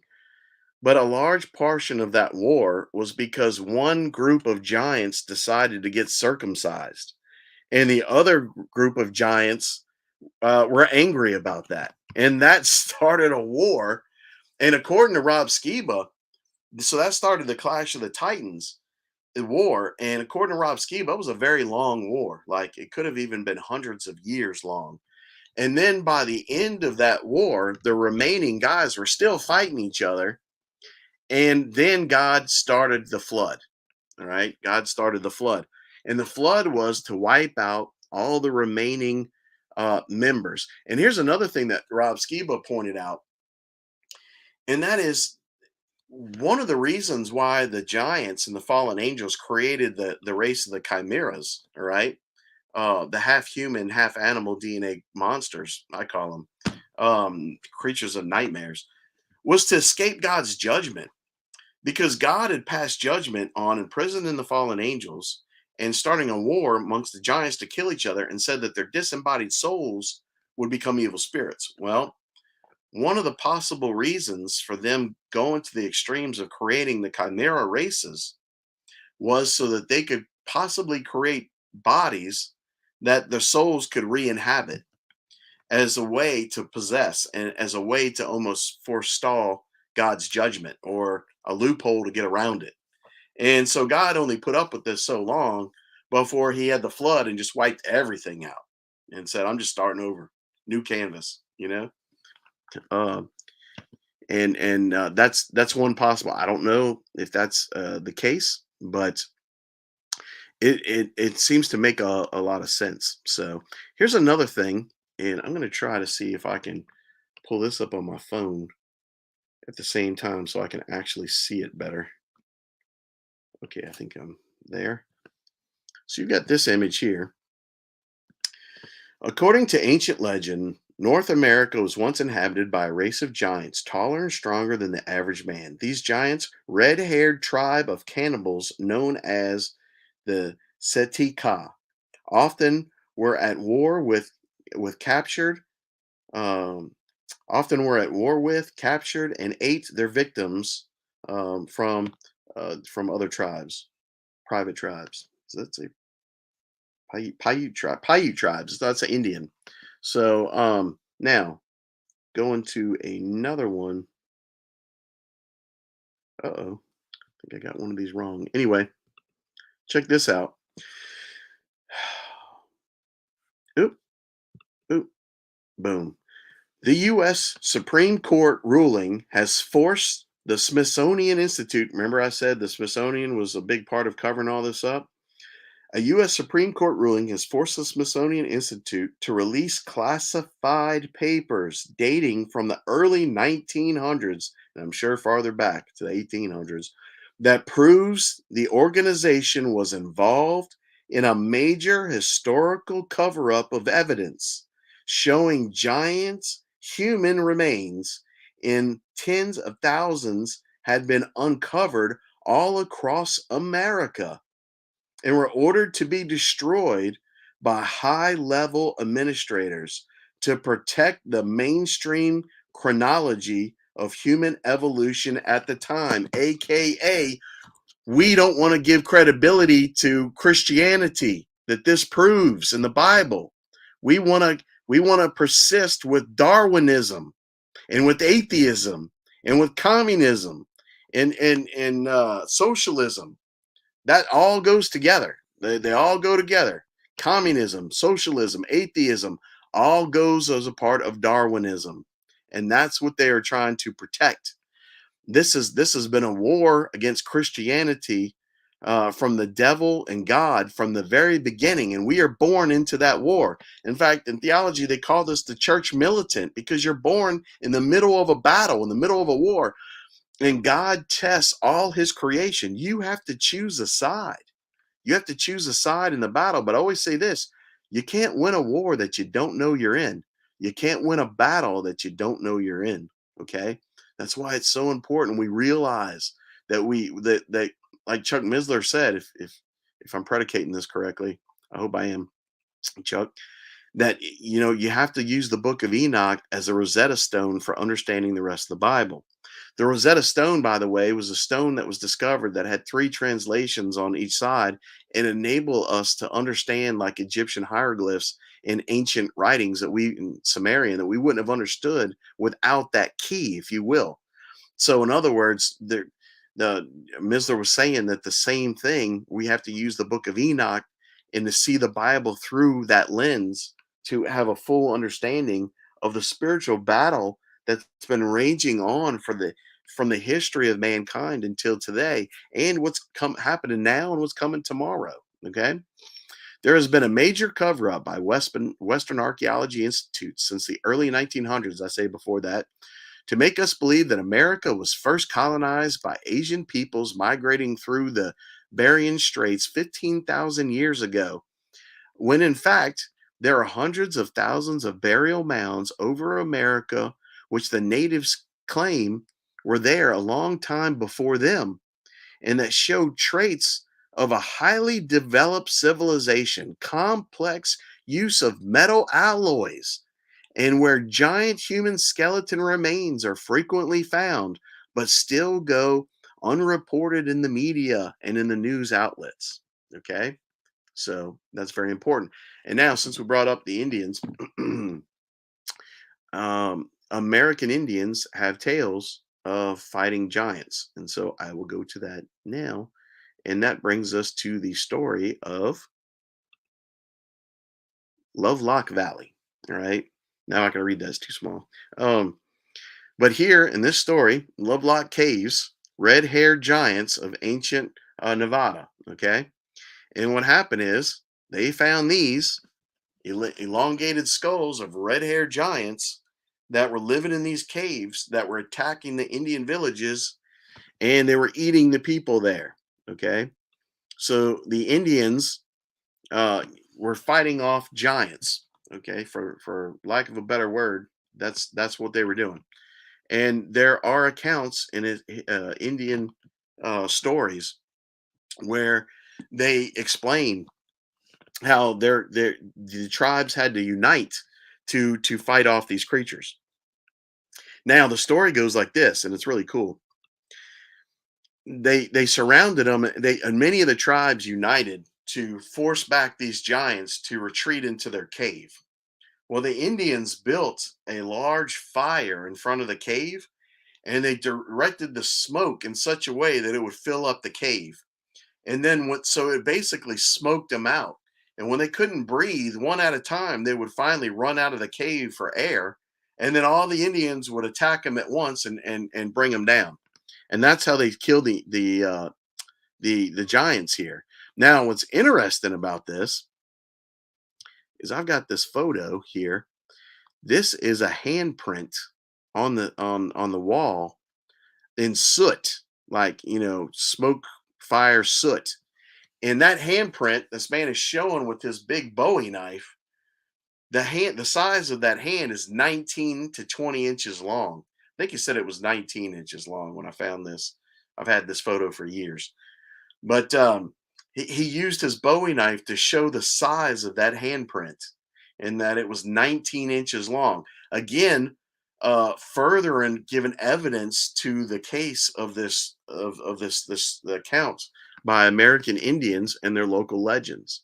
Furthermore, there was an Indian princess that was the lineage of these Indians, and she said that her family passed down these stories to her, even in book form.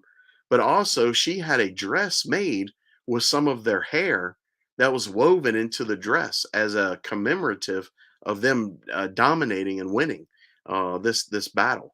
So I thought that was hugely interesting. All right. This is an example of what a giant jaw would look like compared to an average human uh, um, um, set of teeth. Now, also, it was very common for giants to have two sets of teeth up and on the top of their mouth and the bottom, like similar to this, but with another row. So that's something else that's often to be pointed out. This is from Stephen Quayle, and I'd love to have him on sometime.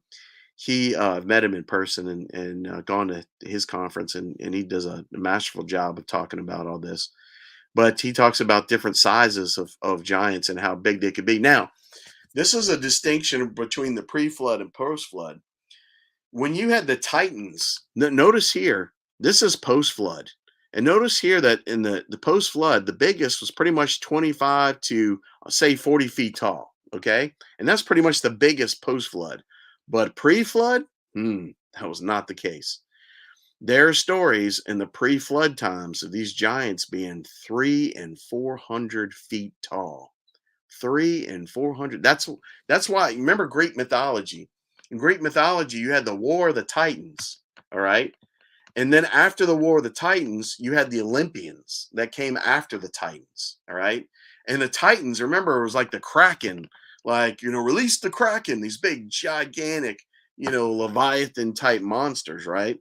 And they were huge and massive.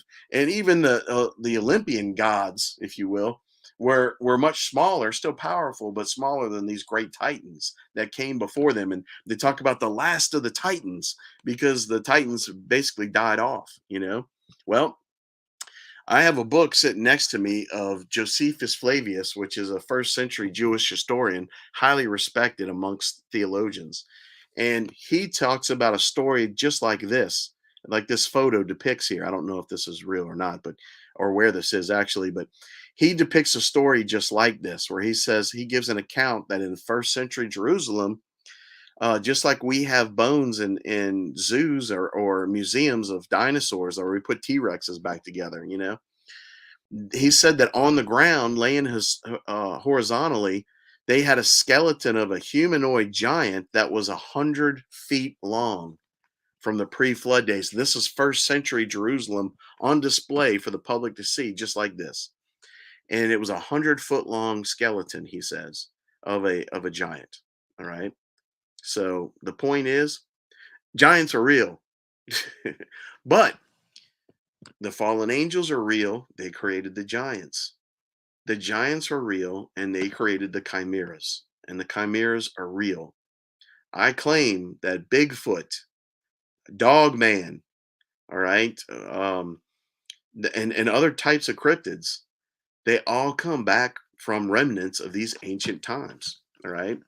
I also believe that our government found out about these things. I think Hitler started that and started trying to weaponize these things for war, for military purposes. And our government took what Hitler did and kept doing the same thing. All right, just got in bed with the devil, if you will. Um, and so they started trying to capture these things in the wild and weaponize them for military purposes. Whatever that purpose is, it's not to save our bacon; it's to save their bacon, and it's not good for us. So there are monsters out there. Here's another interesting fact. Do you know there are stories of werewolves and vampires in every major culture around the world going back for thousands of years? That is not Hollywood. That is not a coincidence. That is something that is a part of our world. That's a real part of our world. When I had Sancho on here in my episode 2 with his story, when he worked with the drug cartel and they were using the they were using these things as protection against other cartels when they were running their drugs across the border. And his story, if you haven't checked it out, you can hear it in my number 2 episode with Sancho's story. He also said at the end of that, when he did his run with these things, he asked his buddy that got him in this. He says, "Why didn't you tell me?" He was mad. He says, "Why didn't you tell me these things were real?" And his buddy says, "Hey, man, if I had told you these things were real, would you have believed me?" And Sancho thought a minute and he says, "No, I wouldn't have believed you." And he says, "Man, If you knew the things that I knew working in this cartel, he says, it would blow your mind. And he says, vampires, werewolves, all real. Now, when we say werewolves, it's not like the movies where people transform into creatures. Although I have heard some stories of satanic type organizations where they say you can reach a specific level that the devil grants you the ability to do that, the gift, the curse, whatever. um I've never found anything to substantiate that. It's I've heard multiple stories about it, but I've never found anything to substantiate that. It's quite possible. I mean, the world is a lot stranger and crazier than we actually know or are told. All right, that I know for sure. But these creatures are real. They're real. Now, to be completely honest, I've never seen one, and part of me wants to real bad, and part of me hopes I never do. Um, because the chances of you walking away from it's not very good if you do.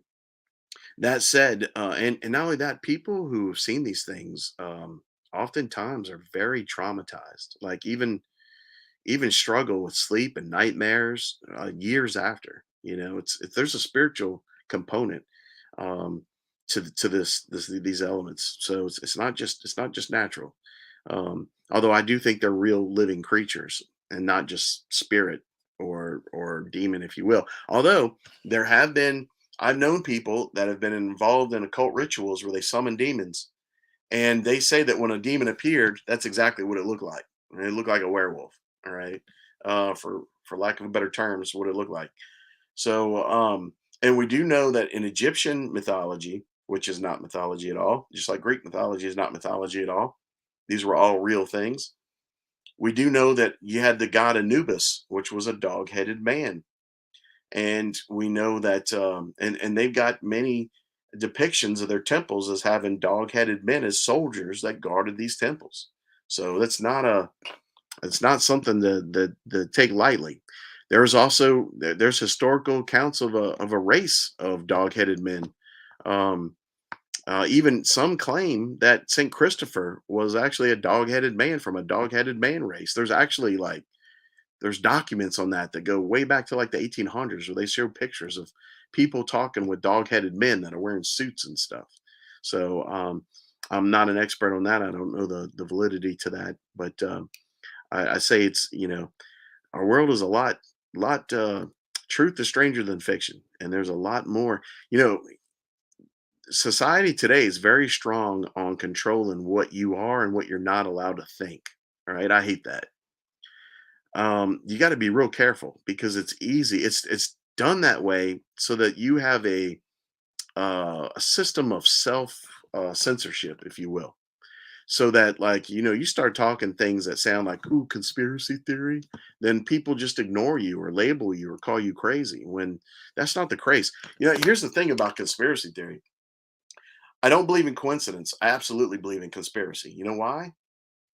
Because conspiracy is the very nature of how evil operates and functions and spreads. If it wasn't for conspiracy, there would be no such thing as evil because it would be destroyed. Evil is like a cancer. It's like a mold. It doesn't attack in the light. It can't survive that way.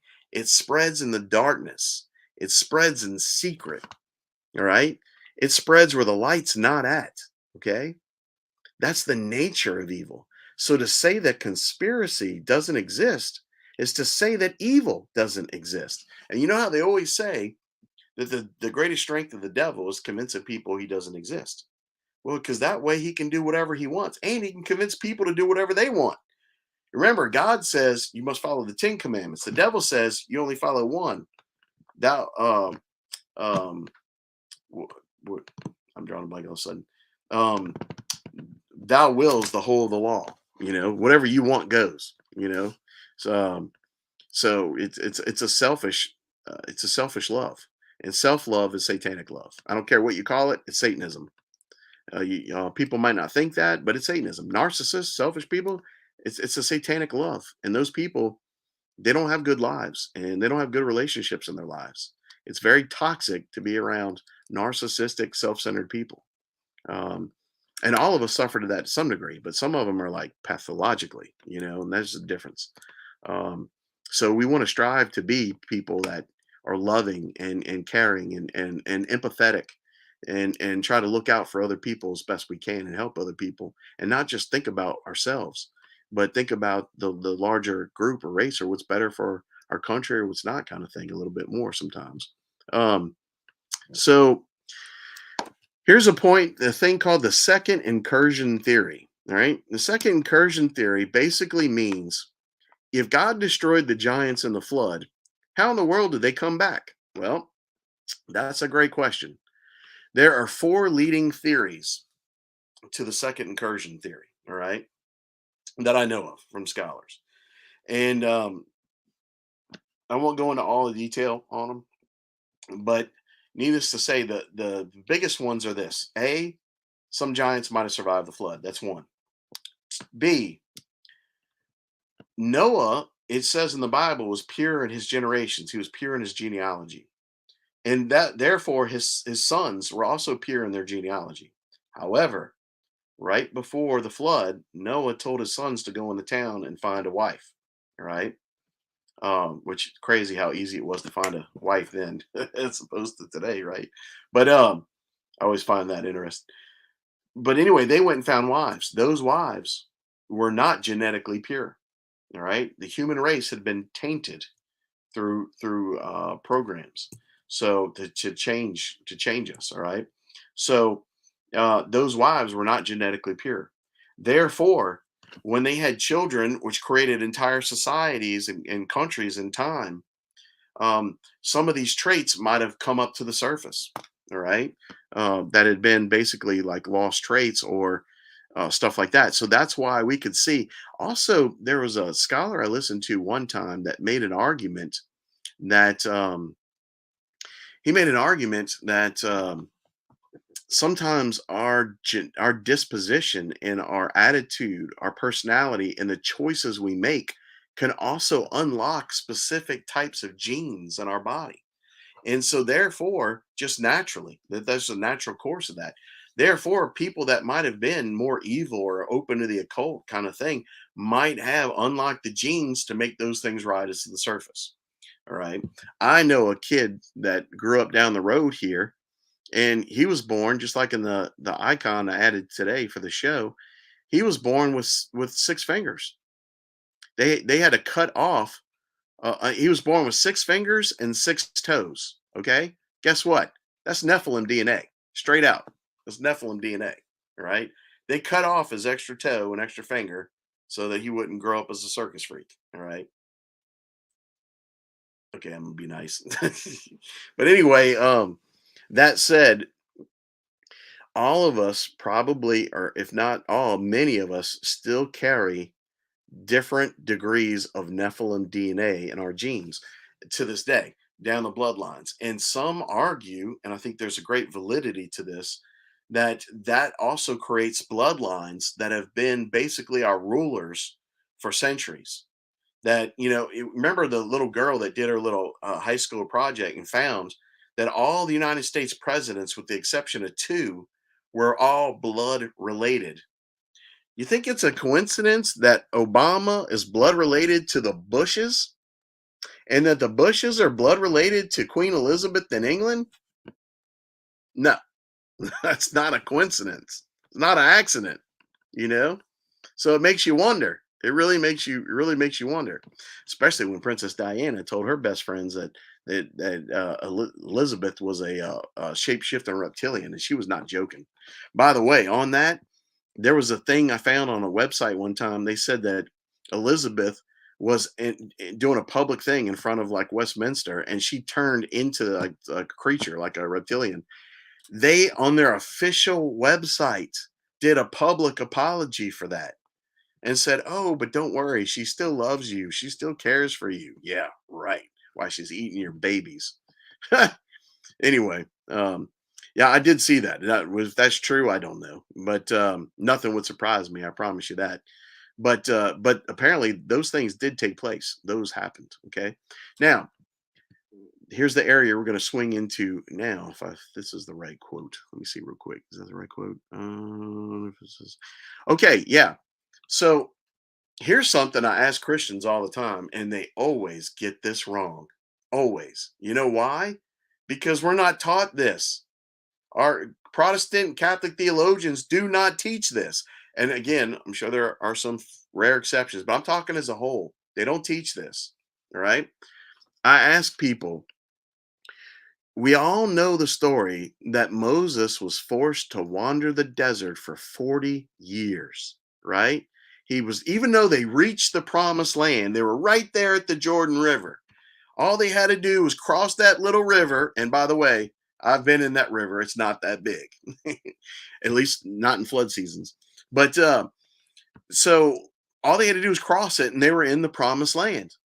But God made them go back and wander the desert for 40 years for the whole generation to die off so that only their children could then enter the promised land. That was a pretty bad, with the exception of Caleb and Joshua, that was a pretty bad punishment. What was the cause of that punishment? And don't say, oh, they were just bad. No, there was a specific reason why God punished them that hard. Okay. And that was a hard punishment. All right. The reason why is because when they got to the Jordan River, they sent two spies, Caleb and Joshua, ahead of the group to report back on what was there before they crossed and walked up on it. You know what I mean? You don't want to walk just right into an army, you know? So this is a normal thing that's done in these times, and times like that today. Even we still have scouts that are forward positions that go and report. They came back and reported to the people that they saw the sons of Anak, and they were giants, and they were so big that we were the size of grasshoppers in their hand. That's how big these giants were. And the people got scared, and they said they rent their garments, which I never understood that whole thing. Why? Okay, things are bad, but tearing your clothes because you're angry, it's like punching walls. You know, it doesn't ever like do any good. You just got to patch a wall later. Now these are the only clothes you got in the desert. Now you got to wander the desert for 40 years, and they're all ripped up, just because you know cried. But anyway, um, people, they said this is what they lost their faith in God, and they said we're going to fire Moses, who, by the way, you can't just fire and get Moses. God appointed him. That means he's God's representative. That means no one's going to have the authority of God except Moses. So you can't just fire Moses. That doesn't work that way. It's not like today, you know, where you boot someone off the island because you don't like what they tell you to do. I mean, you know, but that said, so they said we're going to fire Moses. They said we're going to return back to the Egyptians, and they said, hey, the Egyptians handled us with a heavy hand on our backs, but at least they didn't eat us. You know, these people were afraid of getting eaten. Some said, why did God lead us all the way out here just to be eaten and killed? Right? This provoked the anger of God. And now Caleb and Joshua, the two spies, they were the only two who defended Moses. They were the only two that said, hey, you've seen what God has done. You've seen that God has gotten us all the way here out of all those obstacles. I mean, split a ocean for us to cross. I mean, hello, you know, they're like, don't lose your trust in God. If he got us this far, he's going to protect us. He's going to get us there. But because the people lost their faith in God, God was provoked to anger. God said, you have lost your faith, even though you have seen all my works. You've seen all the miracles I've done for you, and you still don't have faith in me.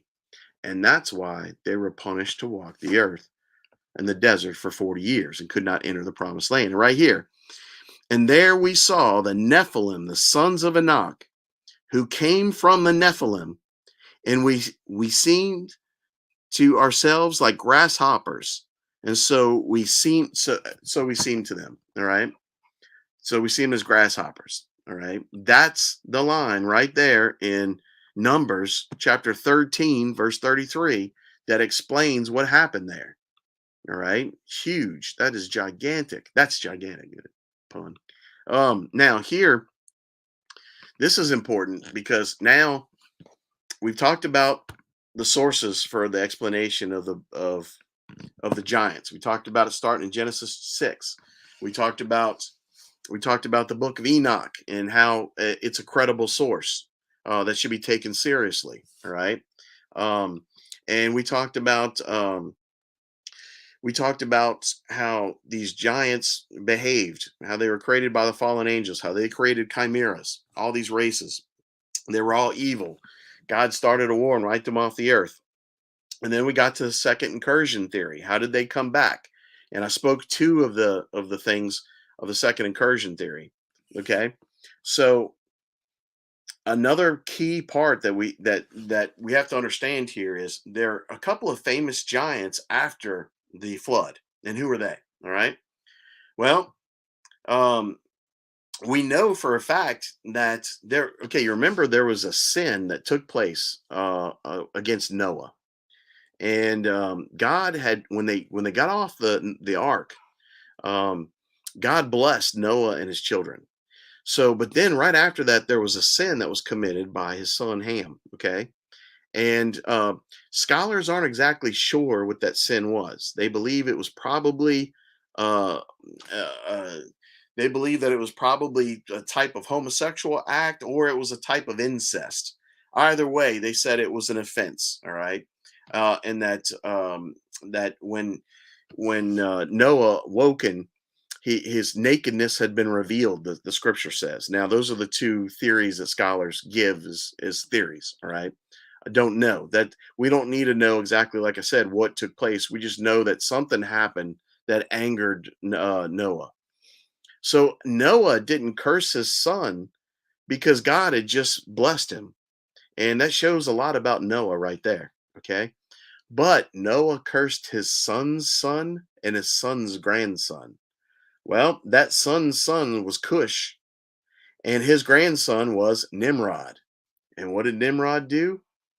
He built the Tower of Babel. Okay. Um, and that's really important, right? The Tower of Babel, and Nimrod too was basically like the one world government at the time. He created, he came from, he created ancient Ur, um, the Sumerians that later built the Egyptians and later built the Assyrians in Nineveh. All right, so all that is going back to Nimrod. All right, and so Nimrod is the one that united the people for this effort. Now Nimrod was angry that God had created the flood and wiped off. Nimrod said he was a Nephilim. Now, what's interesting though is it also says that became a mighty Gabborim. Right? That's interesting. A mighty Gabborim. That almost sounds like he did something to alter himself to become a Nephilim. I don't know the exact detail there, but some scholars do point that out. That maybe he changed his DNA or his genetics somehow in order to become that. You know what I'm saying? So I don't exactly know. I'm just telling you what some scholars theorize on that. Again, the important takeaway is not exactly what happened, but we know the overall premise of what took place. He became a very evil person, and he created the Tower of Babel. Now, the Tower of Babel, I'm not going to go into too much detail on this because I'm going to do another show just on Nimrod later. But he created the Tower of Babel. The Tower of Babel, I argue, was not a literal tower to reach the heavens. All right. It's impossible. You can go up as far as you want. You're not going to reach heaven. Heaven's in an alternate reality, alternate dimension. However, I do claim that what the Tower of Babel actually was is a stargate, an interdimensional doorway that had the ability to access other dimensions. All right. And I'll go into that in more detail on another show and another time because I don't want to get too hung up on that right now when I'm going to cover it all then. But that's just to give you an idea. And you know that Nimrod was a giant and he was a very bad person. Now, also, though, very important is Og, king of Bashan. And this is another interesting figure that's most often overlooked. There are ancient Jewish texts that claim that Og, king of Bashan, not only was a giant, but those texts claim that he was a giant that survived the flood. All right, that survived the flood. Now, those are ancient Jewish texts. I don't know how much credibility to give to them. All right, it is possible, but you have to. Whenever I try to do research, you try to find multiple sources. Well, there is another source, and that is going back to the Dead Sea Scrolls that we mentioned earlier.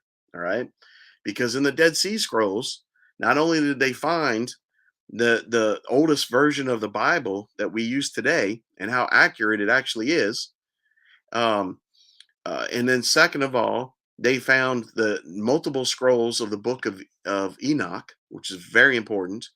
But they also found the books of the giants, and which is almost never talked about, but also talks about a lot about how the giants created the chimeras, right? And how the angels, the fallen angels, had love for their sons, the giants, but they didn't care too much about the chimeras, which were still related, but were further down the line that they didn't care about them as much, you know. But anyway, so Og, king of Bashan, with the Dead Sea Scrolls, they also found the book of Og, king of Bashan, and in that book, he gives there are tales from Og, king of Bashan, and he also was a giant, and he claims he fought wars against Moses, and he chronicles those things to a degree. And he claims, he tells Moses in there, he says, he told him that he went to the highest mountains and was able to survive the flood. Now, in the Jewish accounts I gave, they said that he actually jumped on the ark as like a life raft and held on for dear life. All right. Um, so I don't know, but Og, king of Bashan, in his book of Og, states that he went to the highest mountaintops and was able to escape the flood waters. All right. And from my understanding, he's the only giant that actually escaped the flood outside of unknown and possible advanced technology. You know what I'm saying? And that's skipping ahead a little bit, but uh, but he is a giant that lived through the flood in the worst of it and came out on top. So that doesn't explain the entire second incursion theory, but it explains a little bit of it. Now, Nimrod was a different giant and uh, a different clan country, and they didn't like each other. They hated each other. Og talks about how much he disliked Nimrod, and part of it, I think, it even goes back to like his circumcision, like I talked about the old times that started the war of the Titans. It doesn't seem like that would be such a big deal to us today, but started a war amongst them. You know what I mean? And even Og, after the flood, is carrying on this argument against Nimrod. You know, he talks about Nimrod being, smaller and weak and all this kind of stuff. But yeah, Og was no he was a scary opposing figure, and they talk about how Moses was even, scared of him, even with all his faith in God. This was an imposing figure. And when a big giant says he's going to squash you like jelly, it's pretty terrifying. you know um Especially when he's really angry and he's threatening. He says, I want to see the guts. I want to see your guts, Moses. I want to see your guts upon the ground from you being killed in front of me. You know what I mean? It's pretty terrifying. I don't care who you are. And Og was pretty big. In fact, it says in the Bible, it actually says that his bed was made of iron to support his weight, and which wasn't as common then. And then that it was like 14 cubits long. So different scholars argue about the size, but he could have been anything from like 12 to 19 feet tall. I mean, that's massive. And then you got to think, if you're that tall, how wide are you? I mean, you could easily be 7 to 9 feet wide, being that tall. I mean, that's just enormous. But anyway, Og, king of Bashan, he was definitely around, and there are accounts of him before the flood and after the flood, and he was even around in Moses's day. I mean, you got to think, you had Noah, then you had Abraham, um, and all that play out. So it's really interesting that yeah, and we know that a lot of the giants and all lived for like hundreds of years. I mean, even in the kings list, there's kings that lived like hundreds and hundreds and hundreds of years. I mean, and there's an official list of kings, and Gilgamesh is in that list, and he lived. I don't remember exactly how old he was in that list, but many of them lived like either the list was wrong or they counted different or something. But yeah, they lived hundreds. But I look at Noah; they said lived like 900 years. Most of that like before the flood, or half that at least, and then the after. So I mean, he lived to see a lot of this stuff play out. He lived to see Nimrod and the Tower of Babel. And it's also said that Moses, when they landed on top of a mountain, Moses stayed there, and everyone else went into the valleys and built like countries below. So Noah's sitting here watching all this from a bird's eye point of view, seeing everything that was going on and seeing man turn to the point of evil that God said, I want to destroy the whole earth, which he did and then started over. But then he's seeing it in front of his own eyes just turn to evil again. And that brings us basically to full circle of today, because the evil that took place from the influence of partly to the fallen angels and the giants, that evil corrupted mankind. And that evil grew so strong that God felt forced to destroy the earth and start over. Therefore, that evil has come full circle to today.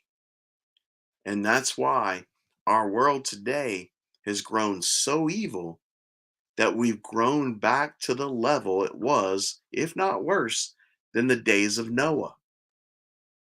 And that means that all this evil is brought back to our world right now. That means the fallen angels are brought back here. That means the Nephilim cannibal giants are brought back here. That means the Chimera are brought back here. And we're seeing stories and reports of this all over the place. Okay. So I refer to, is this it? Okay. So in Isaiah 13, God talks about this, and he says, I myself have commanded my consecrated ones. That sounds nice, but it's not. Have summoned my mighty men. What did I tell you about mighty men? He's saying giants. To execute my anger, my proudly exalted ones, meaning they're full of pride. Like, oh, I'm bigger and better and stronger, and I'm going to squish all the people in front of me and eat them. What God is saying there is, and Isaiah is warning us that in the future, God is going to allow giants to return to attack humanity, to punish us for our sins. And if you study salvation history from a theological standpoint, you see that there's a repetition of how all this plays out. Man man gets a hardened heart and turns his back on God and goes into sin. God finally says, "Fine, I'm gonna step away from you and leave you to your own devices. Lead you to the own lust of your desires, whatever that may be, your own evils, right?" And then that always is a path of self destruction. That is always a path of self destruction, whether it's individually for the person, for the family, for the society, for the country. That's why our world, that's why for the devil to return to the power he once had, he had to incrementally, slowly bring us back to the evil of the days of Noah. And think about some of the evils that took place then, like them sacrificing babies. All right. Um, you know, immorality. I'll leave it at that. Take that as far as you want. Um, by destroying those things, it gives power to the devil to give more and more control over us and over society and over our country and our world. And that's where we're at. And it doesn't take much to see how far our country has fallen, or in the world for that matter. I mean, we're on the verge of World War III right now. It's not pretty. And you got governments that are throwing Christianity out of schools and businesses, but they're bringing in witchcraft and all kinds of inhuman things that, by the way, if left to their own devices, is the destruction of humanity. Straight out destruction of humanity. I mean, I don't know else to say it. I mean, God's not joking around when he says, these things are good, do these. These things are bad, don't do those. Again, it's always the path of self-destruction. And that's what we're on right now. We're on the path of self-destruction. And because of that path of self-destruction that we're on, it's bringing us back to the days of Noah.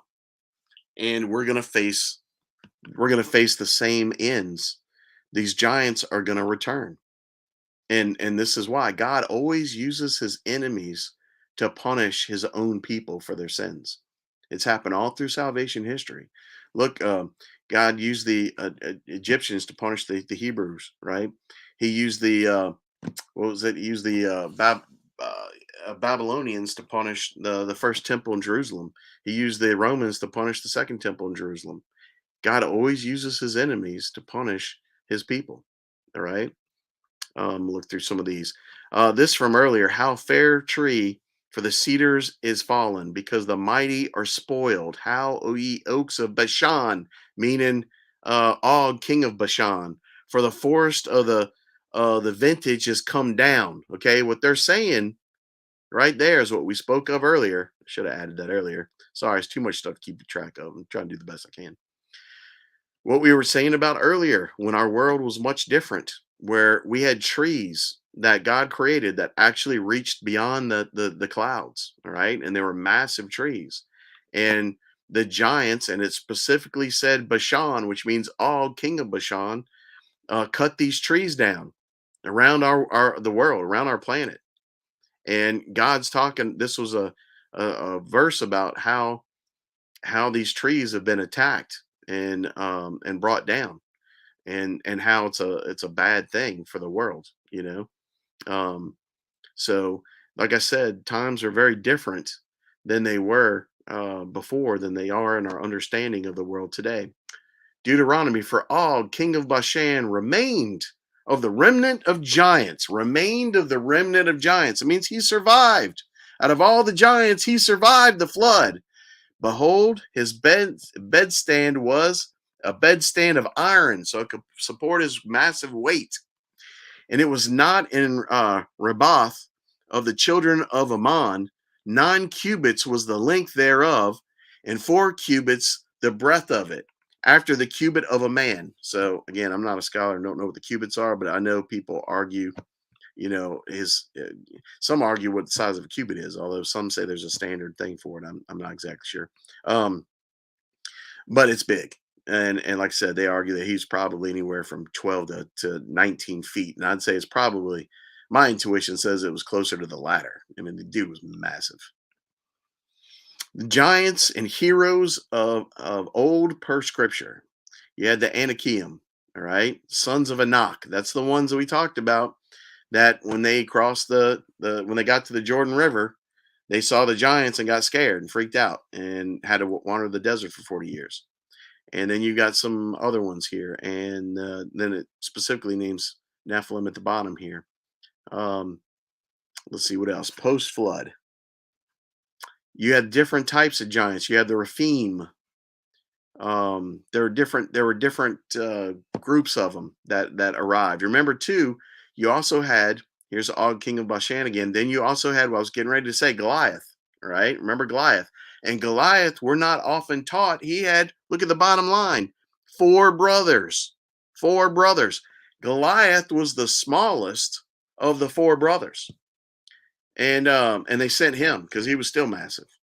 They argue he was at least 9 feet or taller. All right. He was big. It's kind of like, remember that movie Troy, when Brad Pitt came out and you had that massive dude?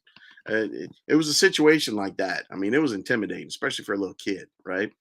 Anyway, that said, Goliath, we knew, was a giant. His spear weighed 300 pounds when a normal hoplite spear weighs 2.5 pounds, so that you can wield it and you can throw it. All right. So he must have been pretty big if his weighed 300. We know that he had a sword that was over 6 feet long and also extremely heavy. In fact, by the way, many people think that David killed Goliath with a stone. He did not. He knocked him out. He knocked him dizzy or unconscious or something to that effect with the stone. But then he took Goliath's own sword and chopped his head off, and that's how he killed Goliath. A lot of people don't realize that, but that's the true part of the story. But anyway, after King David killed Goliath, he sent troops out to go kill his four larger brothers. So there started an entire war, even post flood, of killing off Nephilim giants. And like I said, even in America, we have examples of the post flood giants. And there are other types of cryptids and chimera. Here's a big one. This one is called a satyr. A satyr is a half human, half goat man. So you got dog man, you got goat man. All right. Um, and you remember the Pan lore that we talked about at the mouth of Mount Hermon, that back where the fallen angels fell. Also, many times in occult rituals, when they summon demons, they look like this. They look like a half man, half goat. Remember the most famous picture of Baphomet that's used by Satanists. And what is it? It's a half man, half goat. Okay, it's a satyr. The satyr is mentioned like 4 times in the Bible. Okay, it was a real thing. By the way, here's a little thing a lot of people don't know that I learned in my studies. Saint Jerome, who wrote the Latin version of the Vulgate uh, Bible, he wrote an autobiography. And in his autobiography, he tells a story about one of my favorite saints, Saint Anthony of the Desert. And he claims that in that autobiography, Saint Anthony of the Desert ran into one of these creatures, a satyr, on 2 separate occasions. Two, Utah, two. And he said that he spoke to one on the second occasion, and he spoke to the creature. And Saint Anthony said, "Are you corporal? Meaning, are you a spirit or are you flesh?" And he says, "No, I'm flesh. Meaning, I'm not a demon. I'm not a spirit." And and they were able to communicate. And the thing told him. He says, "I heard that we." He says, "What are you?" And he said that we were humans once like you. And he said that, but we worshipped these creatures, these entities. And he said that God punished us eventually by turning us into the physically turning us into the image of what we worshiped. That's what he said. Now, um, I still claim this is part of the chimera that come from the mixing of human animal DNA from the giants. Okay, but these are real, and just like there's accounts all over the US and the world of Bigfoots and dogmen, there are also accounts of satyrs like this, the goat man. Remember, there's a famous goat man bridge. It's like on TV all the time. I keep seeing that all the time popping up. But anyway, by the way, I've shown this before. I love this thing. This is a recreated piece of a Sumerian tablet that was found in Nineveh. That is the story out of the story, epic story of Gilgamesh. Okay. Now, what's interesting is that's supposed to be a secular story, but on this particular tablet that is I have a resin copy of. Okay, it gives the description of Noah and the flood that flooded the earth. So you have an account from a secular source of Noah's flood that destroyed the entire earth, and that's exactly what's written on this tablet. All right, they found hundreds and thousands of these tablets that form the oldest story known to mankind, the oldest epic story. It's not Homer and the Iliad and Odyssey. It was the epic story of Gilgamesh, which this is the story of, which gives an account of the flood, of Noah's flood. All right. Um, he said, I believe he said it's been a long time. I believe he said that he was a descendant of Noah. All right. Here's another picture of a discovery that they claim. Again, I don't know the validity of this, but like I said, they can't all be fake. There's too many of them. Um, but this is one where they claim that they found this particular Nephilim. They said was clad in armor. Now, another thing that's interesting about that, especially L.A. Marzulli and those guys, his team, they found not only bones of these creatures as well, but they in the skulls, like I told you, but they've also found tools, like giant tools, like giant axes and things like swords and knives, things that normal humans just there's unfathomable that we could lift. Even books that are giant books. I mean, that's some craziness there to see some of those. And remember how I told you how painstaking it was for these people to write on books back in the day. Now, I showed you the part, the scripture in Isaiah 13, where God says these creatures are going to return. I don't know. I was trying to find the verse for this, but I'm not seeing it. Wait a minute. I know I put it on here. Boom, boom, boom. Where is it? Let's look around here. Oh, King of Bashan, that's not it. There is a verse that I've got on here somewhere. Maybe this is it. Nope, that's the I just showed that post flood. Is it here? Ah, here. Who knows? Not even the angels in heaven, nor the Son, but only the Father, when the second coming will be. By the way, that's important right there because people always take that verse out of context, and I'm tired of it. People are like, John, man, you can't say it's like the end times that we going into apocalypse because only God knows the time, man. You don't know that crap. So shut up. Well, here's the problem. You got to make a distinction between the return of Jesus and the end times. Those are two very different things. It's not the same. There's a distinction. Jesus said no one can know the return of the Son. He said that that's reserved for the Father alone. So fine, we leave that. But Jesus said to the apostles, and this is written in all the accounts of Matthew, Mark, and Luke. And the reason it's written in those accounts and not John, because they give the short version. John in the book of Revelation gives the big version. All right. That's why it's missing in his gospel, because he gives a whole another book just on the explanation of that. All right. So they just touch on it. But in Matthew, Mark, and Luke, they all talk about how Jesus talks about in the future times when things are going to get cray cray, okay? And they pull Jesus aside after giving a public talk. They go on the hill and they say, Lord, when will this time be? And all the three gospels say virtually the same thing. There might be a line or two different, but they virtually all say it'll be a time in the future when when travel is much increased, meaning like you can travel around the world in a day, all right, and a time when knowledge is much increased, like you can look on the internet and find anything at a moment's notice, just about. You see what I'm saying? So that was the description. Now, something else Jesus said though was he says, you follow the seasons and you know when it's time to reap and when it's time to sow. He said, in the same way, you can see the signs of the time and know when it's the season. So we don't know the exact time of the end, but we can know the season of the end. And I promise you, we are in that season right now. And I won't even go into I always love to use this analogy, you know, pick your card of what catastrophe's coming. Is it nuclear war? Is it extreme power outage that they say will kill 90% of the country? Is it open borders where we got troops amassing that are going to attack us? Is it is it another pandemic that comes out and wipes out a bunch of people? I mean, you pick your card of what's coming. I mean, World War III, nuclear bombs. I mean, it doesn't get much worse than that. In my entire life, we haven't been this close on the brink, of destruction. So, so that's an important point I just wanted to make since I brought that up. But let's look at the next line.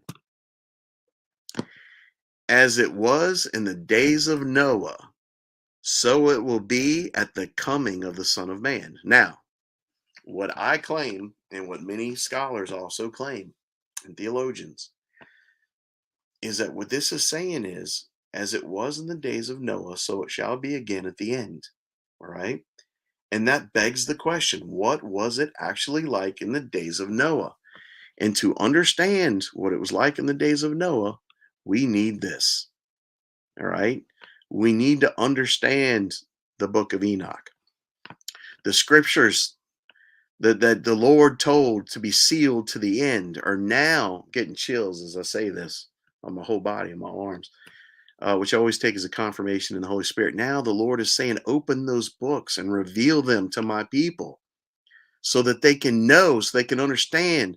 My people perish for a lack of knowledge. For a lack of knowledge. You can't win a war that you don't know you're in. That's why if the devil's greatest trick is to convince you he's not real, well, then God must not be real, and I can do whatever the hell I feel like. I can just obey any, sick lust desire I have and screw other people. It's all about me. You know what I mean? Like what they do with this, these kids. You know what I mean? That's going on with the trafficking, which is absolutely evil. It doesn't get more evil. It's the same as Baal worship back in the day when they were giving their kids over to sacrifice. So if the devil, his greatest job is to convince you he doesn't exist, then what do you think he wants you to believe about his servants? He wants you to believe there's no such thing as globalists. There's no such thing as satanic world leaders. There's no such thing as our leaders want to kill all of us. That we are the carbon that must be eliminated, not cow farts. I mean, come on, how crazy is that crap, right? So anyway, but you get what I'm saying.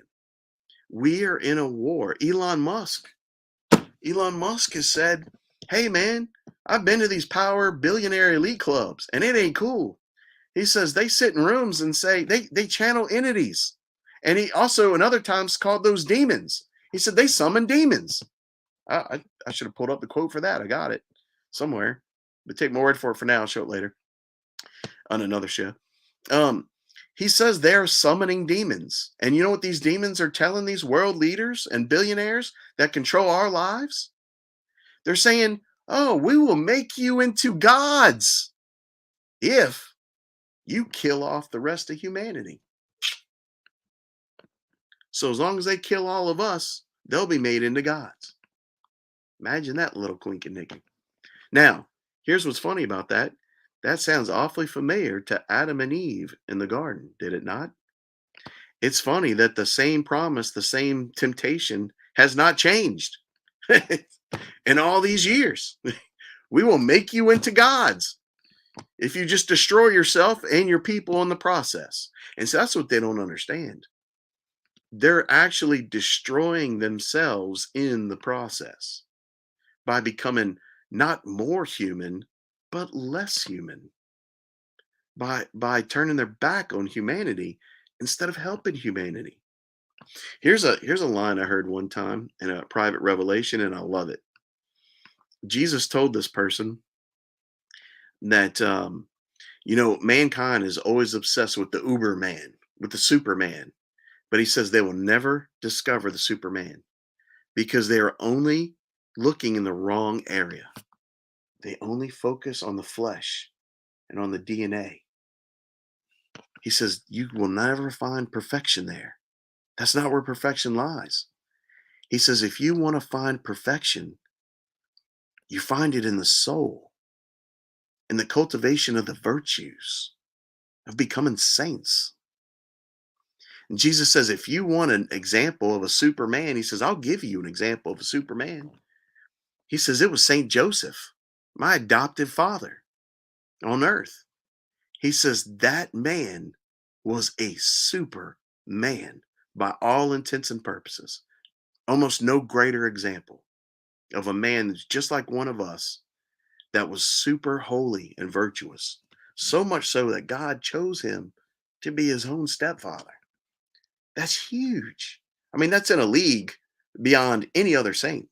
He and Mary as chosen parents.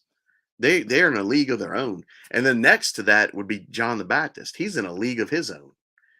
Jesus even said, there's no greater man born of woman on this planet than John. That's not small words. That's his cousin. That's not small words. John was something else. He's in his own category. There is no category. Those are on their own categories. You can't even compare them. Then you've got stuff like Abraham, Moses, King David, and all that. Those are all under. They're the lower saints. You know what I'm saying? Anyway, I digress. So the point is, Jesus says, as it was in the days of Noah, so it shall begin again at the end. And where does that bring us? Where does that bring us? Well, look at this. These are experiments where our government is doing genetic testing with animals, and they decided that they wanted to make mice that glow in the dark. I can't imagine what the cost of billions and billions of dollars to make glowing mice, help society, but regardless, that's something they're working on. They've also made glowing fish, and you've seen examples of that as a joke in the Big Bang Theory, but that's from real science. And even I even saw one time they were making glowing cats. Like that's what we need, right? Now, of course, this kind of stuff progresses to things like this. There are studies where they actually grow human body parts on other animals like this. This is a human ear they're growing off the back of a mouse. And there's papers on this, and this is not made up. This is real stuff. Um, and they're trying to use that as a way for growing body parts as experiments. So it's not a huge leap to get from that to some insane craziness like this. And I'm not saying this is real. This is actually, I think, like a display in a museum or something. But it gives you the idea of the kind of things that they're actually doing in labs. I mean, think about it. Like I said, Hitler was doing insane, unethical, unhuman experiments on human beings. We hired his scientists to do the same thing in the United States. And that was back in the 50s. Imagine what they've been doing in their bases and labs since then. They've created millions of types of chimeras, right? And let me show you this too. This is not a statue. This is not well, I mean this is a man-made statue. This is not stone like I was showing in those other examples. This is actually a photograph of a piece of modern art, and I believe it's in New York. If not New York, it's in Washington. Actually, I think it might actually be in Washington, outside of DC or close to. This is a modern art exhibit that's called Rise. Rise. Now, I say what this is an example of crap they throw in your face and think you're too stupid to figure it out. This is a satanic prophecy about the demons, the giants returning to attack us. That's what that is. I promise you. That's exactly what that is. Here's a book I've got on giants in America. I love this. I really enjoyed this. I believe it was in this one. I'm not exactly sure, but I believe it was in this one that they said that Ohio was named after Ojai. Ojai was the son Nephilim of Samzeza. All right. Now I told that to a state trooper buddy of mine one time. And he does this little quick search. Uh oh, my whole screen just disappeared. Um, good. I'm glad I didn't accidentally like destroy it. Anyway, so my buddy he does a quick little search and he says that he looks online and he says, man, he's like that ain't he said Ohio wasn't named after giants. It was named after the Indians that because of the Ohio River. And I'm like, yeah, dude, but where do you think they got the name from? You know what I'm saying? Hold on, my screen is all messed up now, and I'm trying to fix it. Shouldn't have done that. Share screen. Great time to mess everything up there, Johnner. So I can. We don't want to do that. Settings. Can we go back to general? No, I don't know. Exit full screen. Maybe that'll do it. There we go. All right, good. Anyway, so yeah, so I said, where do you think that the Indians got the name from? And what's interesting about that is in Ohio, they have the serpent mounds. The serpent mounds. And remember, like we said earlier, these mounds are what the skeletons of the giants were buried in. I claim, and I think that book talks about that. I've had many. I think it's this one. I'm not 100% sure because it's been a long time. But I think that this book talks about that, and I think that the giant skeleton of Ohi, the son Nephilim son of Samzeza, was found in the Ohio mounds, the Ohio River, from the Indians, and hence the name of the state Ohio. Okay, now I don't know that that's exactly the truth, but it would not surprise me if that's the case. All right. So they're doing all this genetic testing and they're bringing all this craziness and darkness back. And that leads us to this. All right. I just had Ellie Marzulli on here and we talked about what happened to this special forces team in Kandahar. And this is a famous story amongst the military. It's a commonly known story that this took place. I listened to an eyewitness that Ellie Marzulli interviewed that claimed he was part of that team when this happened. He was the team leader, and then also I listened to a interview later with the chopper pilot from the Chinook that came in and picked this creature up and hauled it off to a base. Then I heard a third account from a woman that worked on the military base where this thing arrived at.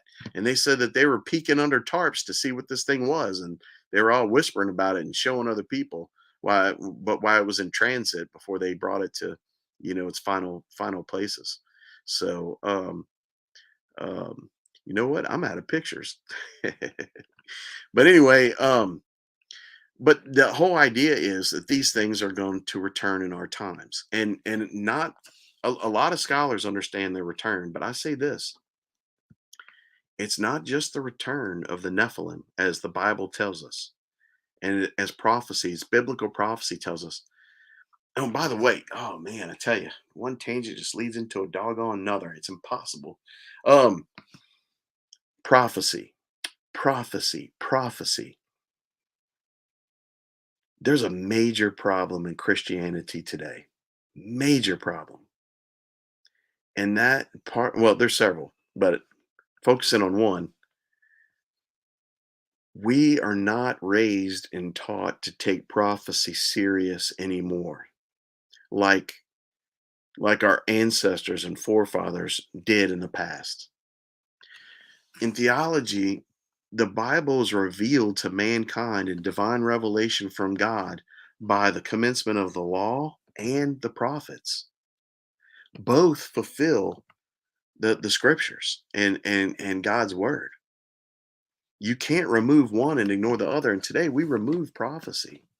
There are so many Catholics and Christians that I come across today, friends of mine, who have no concept of prophecy, and they have no concept of what's going on in the world today because they don't understand prophecy. They might know the scriptures, all right? They know how to go to church and pray, but they don't take prophecy seriously. Now, that doesn't mean you listen to every single person that claims to be a prophet. And that's another thing too. Prophecy did not end with John the Baptist in the Old Testament. Did not. In fact, the Bible talks about the gift of prophecies and prophets in the New Testament. It says they need to be tested. All right. Peter even spoke of them. We don't take that serious enough today. Now, that job has been a different role than it was in the Old Testament. All right, for a number of reasons, theological reasons, and arguments I don't even want to get into right now, or really ever, because it just will go nowhere. We had a greater need in the Old Testament. However, I will argue this too. They say that you remember the scripture that says, in the end times, your young people will see visions and your old people will dream dreams. Remember that? I'm getting chills again. You know why that is? You know why that is? God is forced to pour out his prophetic spirit on the young and the old, on the people, because many of our clergy, many of our priests, bishops, many of our pastors have been brought over to the devil's side. And you're not going to hear what you need to hear. You're not going to hear about our government being taken over by a one world government. You're not hearing about the mark of the beast that's getting ready to pop on the scene and pop us all. You're not hearing about the rise of the Antichrist and that he's here right now, setting the stage to create war so that he can build back better, so he can commence his great reset. All right. So they can build their one world government, new world order. That's what it's all about. That's what it's all about. And who's going to lead that? The Antichrist is going to lead that. The Antichrist. But right now, you see so many leaders in our church that have taken on secularism as the heresy of modern secularism, as opposed to what God teaches. They make justification for sin instead of saying we shouldn't sin, and sin's bad for you. It's evil and it destroys your soul and it erodes society.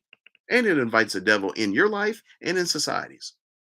And it rejects God at the same time. Our country has rejected God. Even Putin has said, what happened to America? It's supposed to be the country of God that serves God and has morality and fights for truth and justice. He's like, where's all that gone? He's like, all I see is like communism, censorship.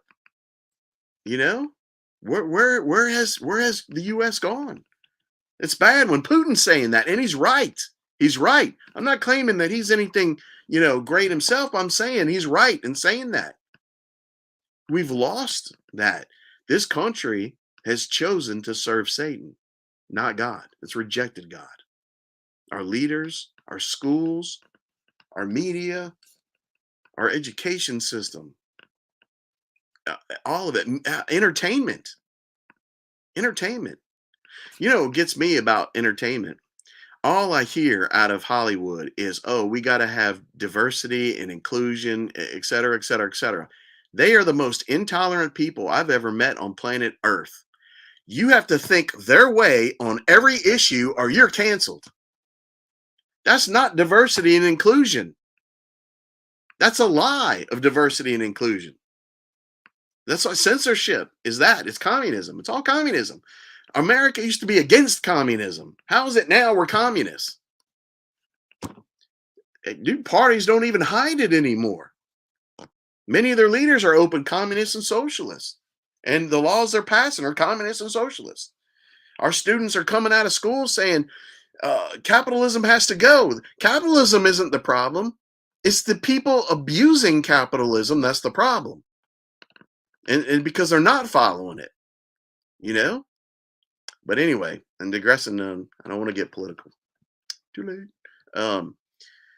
The point is, the return of the giants are coming because we've come full circle and reached the same level of evil as when God was forced to destroy the earth. And what do you think our end is going to be? God is going to destroy the earth a second time. Now, he promised he would never do it with water. But the second time, God's going to destroy the earth with fire. If you want to know about that, it's in Isaiah 13 as well, when he talks about the punishment of the giants, which are coming right now, which tells you that the end is also coming. And it's also reiterated in Malachi chapter 4, where he reiterates Isaiah 13. And in Isaiah 13, the Lord says, I will make mankind more rare than the finest gold upon the planet. That means, just like in the days of Noah, he's going to destroy the earth. And he's only going to leave a very small number of the population left alive that will suffer through the reign of the Antichrist, through the mark of the beast that's surely coming, and that will survive the cataclysmic events that God's going to use to reset the earth again a second time, like he had to do, like he was forced to do in the days of Moses. And just like I said, God's pouring out his spirit to warn people, to let you know what's happening, because your pastors aren't talking about it. They're not going to tell you this information. They're not telling you that the Antichrist is here. They're not telling you that the mark of the beast is that far away. By the way, if you want to know about the mark of the beast, and I'll try to do a show on it if I can. The problem is the censorship's getting harder and harder. So I don't know what I can speak on without getting punished for it. Um, um, but I can tell you about the technology of the mark of the beast. It's going to be technology that connects this. You don't need this anymore. You don't need a phone. It turns this into that electronic. All right. As crazy as that might sound. And it's going to connect your brain directly in a straight line to the AI beast system. That's not the Antichrist. That works with the Antichrist. It's the all seeing eye. All right. That you see on everything that these occultists are always flashing. All right.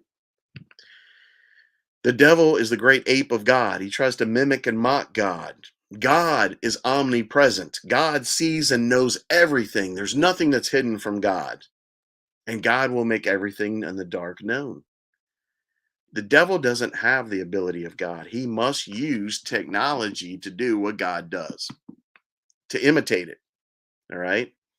Um, and so that's why the mark of the beast is going to connect everybody to AI computer system. It's gonna be slavery, is what it is. You will not be your own person from that point on. If you accept that mark, whatever it is, that technology, if you accept it, you won't be the same person. You will be controlled. Even Bill Gates talks about this and has said this AI will speak directly to your brain and it will tell you what to do. And he says, "Oh, and if you follow the directions, you'll get digital money put into your new digital account after they've destroyed our currency." All right? After we've had an economic crash and collapse. It's just another one of the cards, by the way, right? I forgot to add that one. But anyway, so but the flip side of that is that he's not telling you is, well, if you disobey what the AI commands you to do, now you lose money out of your digital account. So much for groceries or paying the rent, right? Um, and then if you're too bad, guess what happens? It cuts you off entirely. Now, that might sound good, but except guess now what? Now you can't buy, you can't sell, you can't get food, you can't get gas, you can't get grocery, you can't get medicine, you can't get diapers. You can't get a place to stay. Well, now what happens? Well, you're going to be taken off to a little camp, little re-education center where you can get your head right, but you're never going to leave. That's how that works. All right. And to remind people, if you take the mark of the beast, you will be cut off from God. The Bible warns us of this. It is a personal choice. God also talks about a great delusion that's set on the people of this time. Don't be a part of that delusion. It's easy to talk tough, but what happens when you're told that you or your family is going to be murdered because you don't take the mark of the beast? Jesus talks about the 7 times martyr. The 7 times martyr was the woman who was brought in a coliseum in the Old Testament with her 7 sons. And the emperor said that if she didn't worship their God or eat their food or whatever the trash was, that he would murder her oldest son in front of her and her family. And she chose, I'm going to follow God that I believe, that I have faith in, even if you kill my son. And they killed him. And they went down the line to the next son and the next son and the next son, down to the 7th son, who was just a child, just a little boy, an innocent little child. And the mom said, don't you dare dishonor what your brothers did. Don't you dare dishonor them. You face this and you face it tough and strong like they did. And she says, because it's the only way I can get you back. It's the only way I can get you back. And Jesus calls her the 7 times martyr. The woman who was martyred 7 times and is great in the kingdom of heaven. Great in the kingdom of heaven. And she now is with her children, with God in Jesus and for eternity. She has reached the shalom, all right? She's reached the peace that Jesus promises for all the weary, you know? And that brings the final point, and that is like I said earlier, we're born into a war. We're born into a test because God tests all his creation. The devil wants to make you a slave. God does not. God wants you to choose to love him and serve him out of your own free will. He will not force himself on you. He will not. He gives us this life as the test to determine. We decide if at the end, if we go up or we go down. It's our decision. It's no one else. There are factors that can play into that, but ultimately, it's your decision, no one else's. And the choices you make in your life, here, now, today, tomorrow, determine by yourself if you choose to go up or down. God's not going to judge you. He's going to tell you what you judged on yourself. And you're not going to be able to deny it. At that point, we have a way of deluding ourselves and lying to ourselves. And it's sad, but you can't lie even to yourself in front of God. I remember a story recently I heard where a man said that he died and he went to heaven and they wouldn't let him in the gates. And he said Jesus came out to talk to him. And he says, "Why can't I get in?" And he says, "Because you're not able to come in. You're not able to enter." And he says, "But I was a pastor. I did charity. I did soup kitchens. I did charity work." And the Lord said, "You did those things for you, yourself. You didn't do them for me." And the man felt at that moment convicted that he was like, you know what? If I think about it, Jesus is right. I really did do those things for me and not him. So the question is, are we really making Jesus the number one thing in our lives? Or do we just say that? Do we go to church and pray and read the Bible just because we're going through the motions? Or is it because we really are earnest in trying to make Jesus the core part of our life? And everything goes around that. Everything, even the love of our family and children, goes around that. If I don't have children, if I was blessed enough to have a wife and children, and my child came to me and said they've chosen to live a life of immorality, I would say, it breaks my heart because I love you. I would say, but you cannot be a part of the family because this family serves Christ first. That's not hate. It's not hate. There isn't a day that would go by that I wouldn't cry and lament and pray for the intercession of my son or my child that told me that. But at the end of the day, I strive to place God first. God must be first. We have to get our souls to heaven. And at the end of the day, in this life, in this test, it's about one thing. Do we put God first? Above all things. What did God ask Abraham to do with Isaac? You know, he asked him to put God first and put it to the test. In Abraham, he put God first. You know, another thing we don't realize about Abraham, God told Abraham to go in the land of Canaan, where all the cannibal giants were. But out of fear of his own life, he put God first, and he went into the land of Canaan.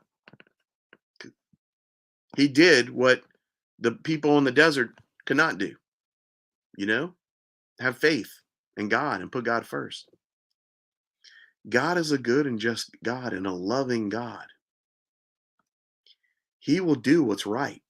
We must do what's right, even if society tries to pull us away from that or use our children to pull us away from that. The devil will use any trick to pull you away from God, any. But you have failed in this life if you don't learn to put God first and get into heaven. The single most important thing in this life is to do what it takes to get into heaven, to get into eternity. And hopefully, if we do things right and we do the best we can, our loved ones will be there with us and our neighbors. And by the end of the day, you'll learn in heaven that the stranger on the street or that dude with a different color, race, is as much my kin as my own blood children. We are all children of the same God. And you also fail in your life if you don't teach your children to put God first, despite all the things in this world that try to pull them away. All the things that try to, whether it's entertainment, music, I mean, everything, schools, media. I mean, yeah, look at Taylor talking about how, oh, she's a Christian, but she does evil that the Bible says is absolute evil in the sight of God. Oh, but you can do it because she's a celebrity and she claims to be a Christian. No. There are many celebrities and politicians who claim to be Christian, but do not follow Christian values. That's called a lie. That's not Christianity. And I would not want to be in their position when the judgment time comes. All right. Not trying to make a huge preach thing here, but like I said, last point. And here's one other thing too, I think needs to be stressed. We've talked a lot about a lot of darkness, a lot of evil in the past and not the world, and brought that to full circle to the evil we're experiencing today. Okay. God, it can be easy for this evil to take up all of our time or to overwhelm us or to even bring us to depression, alcoholism, etc. And I know people that that's happened to. All right. So I want to end with this. Even though there's a lot of darkness in the world, there's still a lot of light. Strive to be a person of the light. That's why at the end of my shows, I say, leave the light on. It's kind of a metaphor, you know, leave the light on in here. Leave the light on in here. Doesn't matter what's going on out there. It doesn't matter if it's dark in this room. Leave the light on here and here, you know? I saw a movie recently about some military soldiers going in to do like some hua job to rescue somebody. And the coolest line, man, you had this like new soldier and he's like all scared and doesn't know what to do. And you got the tough alpha, Delta Force type soldier. And he's like, look here, man. They always talk like that because they got like big wad of dip in their mouth. All right. Like, look here, man. It ain't here. It ain't here. It's in here. This is where it comes from. Get out of here and follow this. And I was like, damn, that's like one of the coolest pieces of advice I ever heard. That he's right. He's right. He nailed it. You know what I mean? But anyway, and then they went on and, blew up a village, then got shot up, whatever. But anyway, the last point I wanted to make was we talked about a lot of darkness, and it's easy for darkness to overcome us. It's easy for fear, worry, anxiety to take over. Those are demons. Those are demons. When you allow fear, worry, anxiety, panic attack, you're losing self-control because number one, you're rejecting God. A lack of faith is literally rejecting God. Remember in the Bible, Jesus needed faith in order to work miracles. And when he came to a town that didn't have faith, he's like, there's nothing I can do. That's the requirement. When you don't have faith, you literally reject his help. He's saying, I want to help you. Let me help you. And the fear and the worry block faith, hope, and trust. You can only have one or the other. So don't allow this darkness. If you start feeling like you're being overwhelmed by this stuff or these dark stuff, or even the dark times, not just our discussion tonight, but just what's going on in the news, what's going on in your family, what's going on in your job. Remember, renounce that like it's a demon. Say, I reject you in the name of Christ. Anxiety, fear, worry, get out of me. You have no hold on me. I do not give you authority. We must claim self-possession of ourselves. Claim it. Not alcohol. You claim self-possession. You know what I'm saying? Depression, wrong. Anxiety, wrong. And instead, what you invite in you is faith, hope, and trust in Jesus. And all of that is made perfect in love. Love is the perfection of the perfections. Love is how Jesus was able to do what he did on the cross for us. Love dispels all fear. Fear is paralyzing. In the military, they call it the fog of war. You get in combat and you just freeze. You don't know what to do. You get scared and freeze. Love dispels all fear. I can do anything with he who gives me the strength to do it. Anything. So dispel fear, dispel worry, dispel anxiety. Instead, say, Jesus, I trust in you. Jesus, I trust in you. Jesus, I trust in you. We are called to live by faith, by hope, by trust, made perfect in love and charity. All right. We're not called to live by fear, worry, and anxiety. That's not what Christians are called to. If you have that in your life, get rid of it. Get rid of it. Bring Jesus in your life, and your life will transform. It will transform in ways you can't even imagine. It was a couple of weeks ago. I was walking on a track at night, which I like to do after dinner a lot, listening to a radio show or online, and came across Joe's story about getting attacked by a dog man in his truck. And when I heard that story, I was like, man, I love the story so much. I want to do a show about it. I wish I could contact him or reach him. He reached me out of the blue. Said he was an old fan from my old show. He and his wife Jenny, and I was like, wow, that blew me away. It blew me away. And then he came on the show, and it was a great show. I really enjoyed and appreciate that. So, that's God's hand. God's hand. Anyway, I've been going on for long enough, taking up everyone's time. I hope you got something out of it. Go research this stuff. Go learn. Start reading the Book of Enoch, Ethiopian version. Look at some of the other apocryphal books when you get a line. Of course, nothing can, contradict Scripture. It is the supremacy, and that's why we have it. That's why these other books, that occult books that come out, are like the opposite of the Bible. Well, that's why we have the Bible to say that if there's anything else, it's bunkus. At least that's which Christians. That's the hill I'm dying on with Christianity. Stand for something or you fall for anything, right? All right, everybody. Thank you so much. I appreciate your time and coming. I hope you enjoyed the show. And there's going to be other parts I'm going to do to it later, especially in the future. I'm going to do a show on Nimrod. Okay. So if any of you know of any good stories or any people, especially have had like encounters with cryptids, dogmen are my favorite. It's just very hard to find them. But if you know of anybody, you can get them on the show. Love it. You've seen a lot of the topics I cover. If you can find anyone that's, you know, uh, that personally has information on those things that can contribute something that you haven't heard me basically talk about or can confirm it, um, try to get them on the show. This show is made by the viewers. You guys are the ones that make this if it's going to be good or bad.